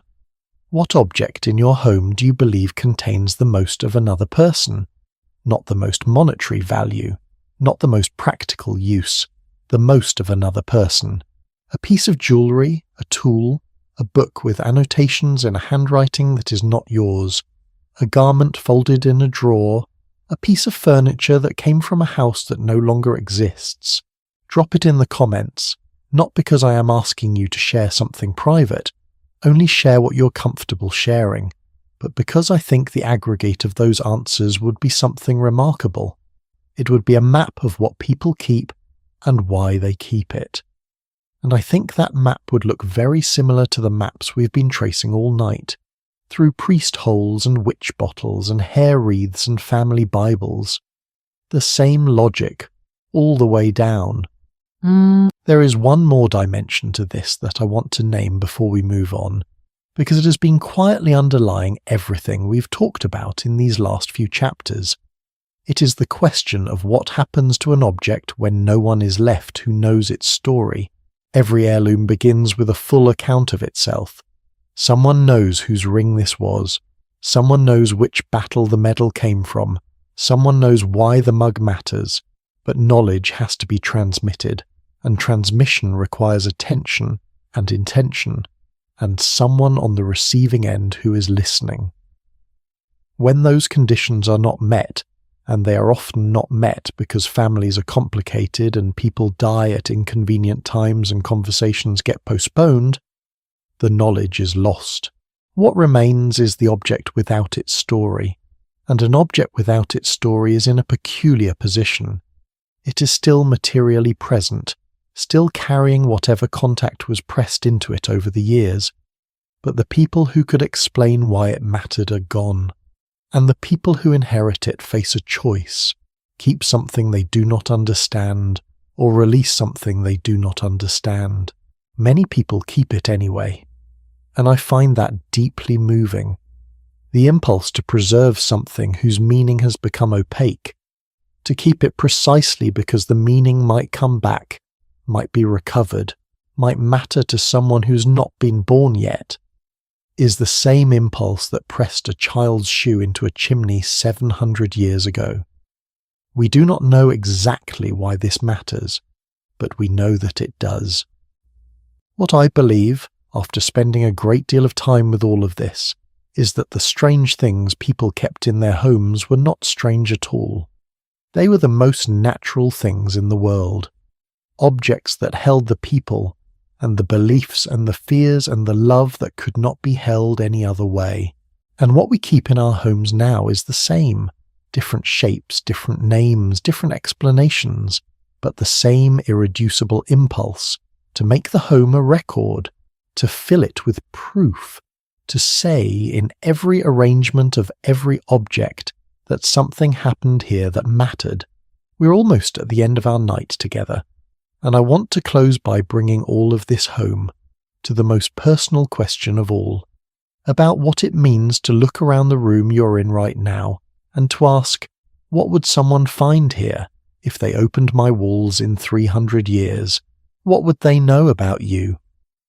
We began tonight in the walls, with a shoe pressed into a chimney 700 years ago by someone whose name we will never know, for reasons that felt completely reasonable to them and that we're still trying to fully understand. And over the course of this long evening together, we have travelled through witch bottles and mummified cats, through the evil eye and the relic collection, through the Victorian parlour and the priest hole and the family Bible and the medicine cabinet and the lucky charm in the pocket. We have covered, give or take, several thousand years of human domestic life, and I want to use this final chapter to stop and step back and look at the whole picture, because I think there is something here that the individual stories, as fascinating as they are, do not quite capture on their own, something that only becomes visible when you look at all of them together, laid out in sequence. The first thing I notice looking at all of it, not one of these objects was kept for its own sake. The shoe in the wall was not kept because someone liked shoes. The witch bottle was not kept because someone enjoyed the smell of preserved urine and bent nails, which, as we've established, would have been an unusual preference at any point in history. The mummified cat was not kept because someone thought dried cats were decorative. The saint's relic was not kept because a femur bone is inherently beautiful. The photograph on the mantel was not kept because someone found images of dead people comforting in themselves. Every single one of these objects was kept for what it pointed to, for what it held, for who it connected the keeper to, or what it protected them from, or what it proved about the world they lived in. The object was always a vessel. The content was always something invisible. Love or memory or protection or faith, or the desperate assertion that a particular person had existed and mattered. Objects, across every culture and every century we have visited tonight, were the way humans handled the things that could not be handled any other way. Now let me ask you to do something, and this is not a rhetorical exercise. I genuinely mean this, and I want you to actually do it, even if it just means looking up from your phone and taking a slow scan of whatever room you're in right now. Look at what is on your walls. Look at what is on your shelves. Look at what is sitting on whatever surface is nearest to you that is not strictly functional. The things that are there not because they have to be there, but because you put them there. What do you see? I will tell you what I see when I do this exercise because I think the inventory is more interesting than it might first appear. I see a photograph of someone I love, placed where I will see it in the morning. I see a small object I was given at a time that mattered, kept not because it is valuable, but because putting it away would feel like an act of forgetting. I see a book that is not on the shelf because I am reading it, but because the spine, when I glance at it, reminds me of something I want to carry with me. I see above the door a small item that was there when I moved in, and that I have left there without quite knowing why. And I notice that I have not questioned any of these arrangements. They are just the way the room is. That is not passivity. That is the same thing that put the shoe in the chimney. The same careful, instinctive arrangement of objects around the places we inhabit that humans have been doing, apparently, for as long as they have had places to inhabit. One statistic before I go on, because I think it grounds us in the present in a way that everything else we've talked about tonight has grounded us in the past. According to the Cremation Association of North America, the cremation rate in the United States was 61.8% in 2024, projected to reach 63.4% by 2025. And of the families who receive the cremated remains of their loved ones, approximately 1 in 5 choose to keep them in their home. 1 in 5 American households right now, today, contains the physical remains of a person who has died. Think about what that means. We're not so different from the medieval household that kept a relic on the shelf. We have not, in any meaningful sense, moved beyond the impulse to keep the dead close. We have just found a new form for it, a different container, a different ritual, the same ancient, irreducible need. And perhaps the most striking thing about that number is that it is not falling. As cremation has increased, home memorials have increased with it. The urn on the mantelpiece is the 21st century's answer to the same question that Philip II of Spain was answering with his 7,000 relics. How do we keep the people we love present in the space where we live? Let me come back to the question I asked at the end of the last chapter, the one I said I wanted to close with. If someone opened your walls in 300 years, the way a contractor opened the walls of that Norfolk farmhouse and found the Victorian boot, or the way restorers opened the walls of Lauderdale House in London and found the basket of chickens and shoes and broken objects, what would they find? Of course, most of us have not literally hidden anything in our walls, though I will say, if you have ever sealed a time capsule, written a letter to your future self, or buried something in a garden that you meant to dig up later, you have done essentially the same thing. You have made a deposit into the home's archive that you intend someone to find. But the question is really larger than that. It is about the whole accumulation. The framed jersey on the bedroom wall signed by the player who was active in the year you and your father watched the championship together. The crystal on the windowsill that catches the morning light. The specific mug, the specific photograph, the specific book that you would carry out of a burning house before almost anything else you own. What would a future archaeologist make of those objects? What would they be able to deduce about what you valued, what you feared, who you loved, what you believed in? And would their deduction be right? Here is what I think they would find. And I say this not as a grand philosophical claim, but as a simple observation based on everything we have covered tonight.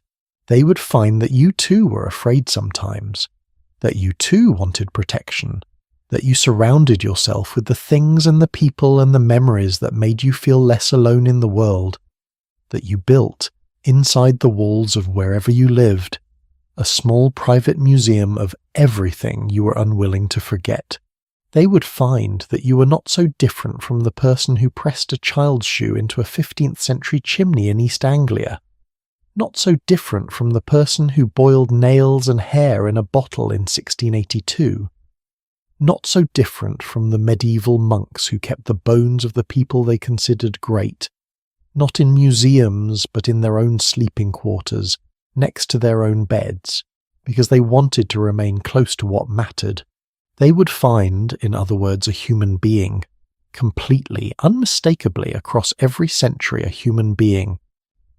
There is something I want to say directly before we close because I think it gets at the heart of why I find this subject so endlessly compelling. We live in an age that is often very good at explaining the past in a way that makes the people of the past seem less like us. Their fears were irrational, their beliefs were primitive, their practices were strange. We tell ourselves that story because it is comfortable, because it means that we have progressed, that we are more rational, more enlightened, more clear-eyed about the nature of reality. But then you look at the data. You look at the 1 in 5 households keeping ashes. You look at the $48,000 tape measure. You look at the sweater that loses 14% of its value when sterilized. You look at the lucky charm in the pocket of the person who absolutely does not believe in lucky charms. And you realize that the story we tell ourselves is not quite right. We are not less superstitious. We are not less attached to objects as vessels of meaning. We are not less driven by the need to keep the dead close and hold the living closer. We have just changed the names of the things. The shoes are now photographs. The relics are now heirlooms. The apotropaic marks on the walls are now the particular arrangement of objects that makes a house feel like a home. The practice continues. It always has. And that, ultimately, is what I find most moving about all of this. Not the strangeness of the objects, not the humour of the spiderweb pills or the arsenic complexion wafers or the 44 shoes in John Adams' walls. Not even the tragedy of the photographs that no one knew were post-mortem, or the priest who died in the wall after 9 days without food or water.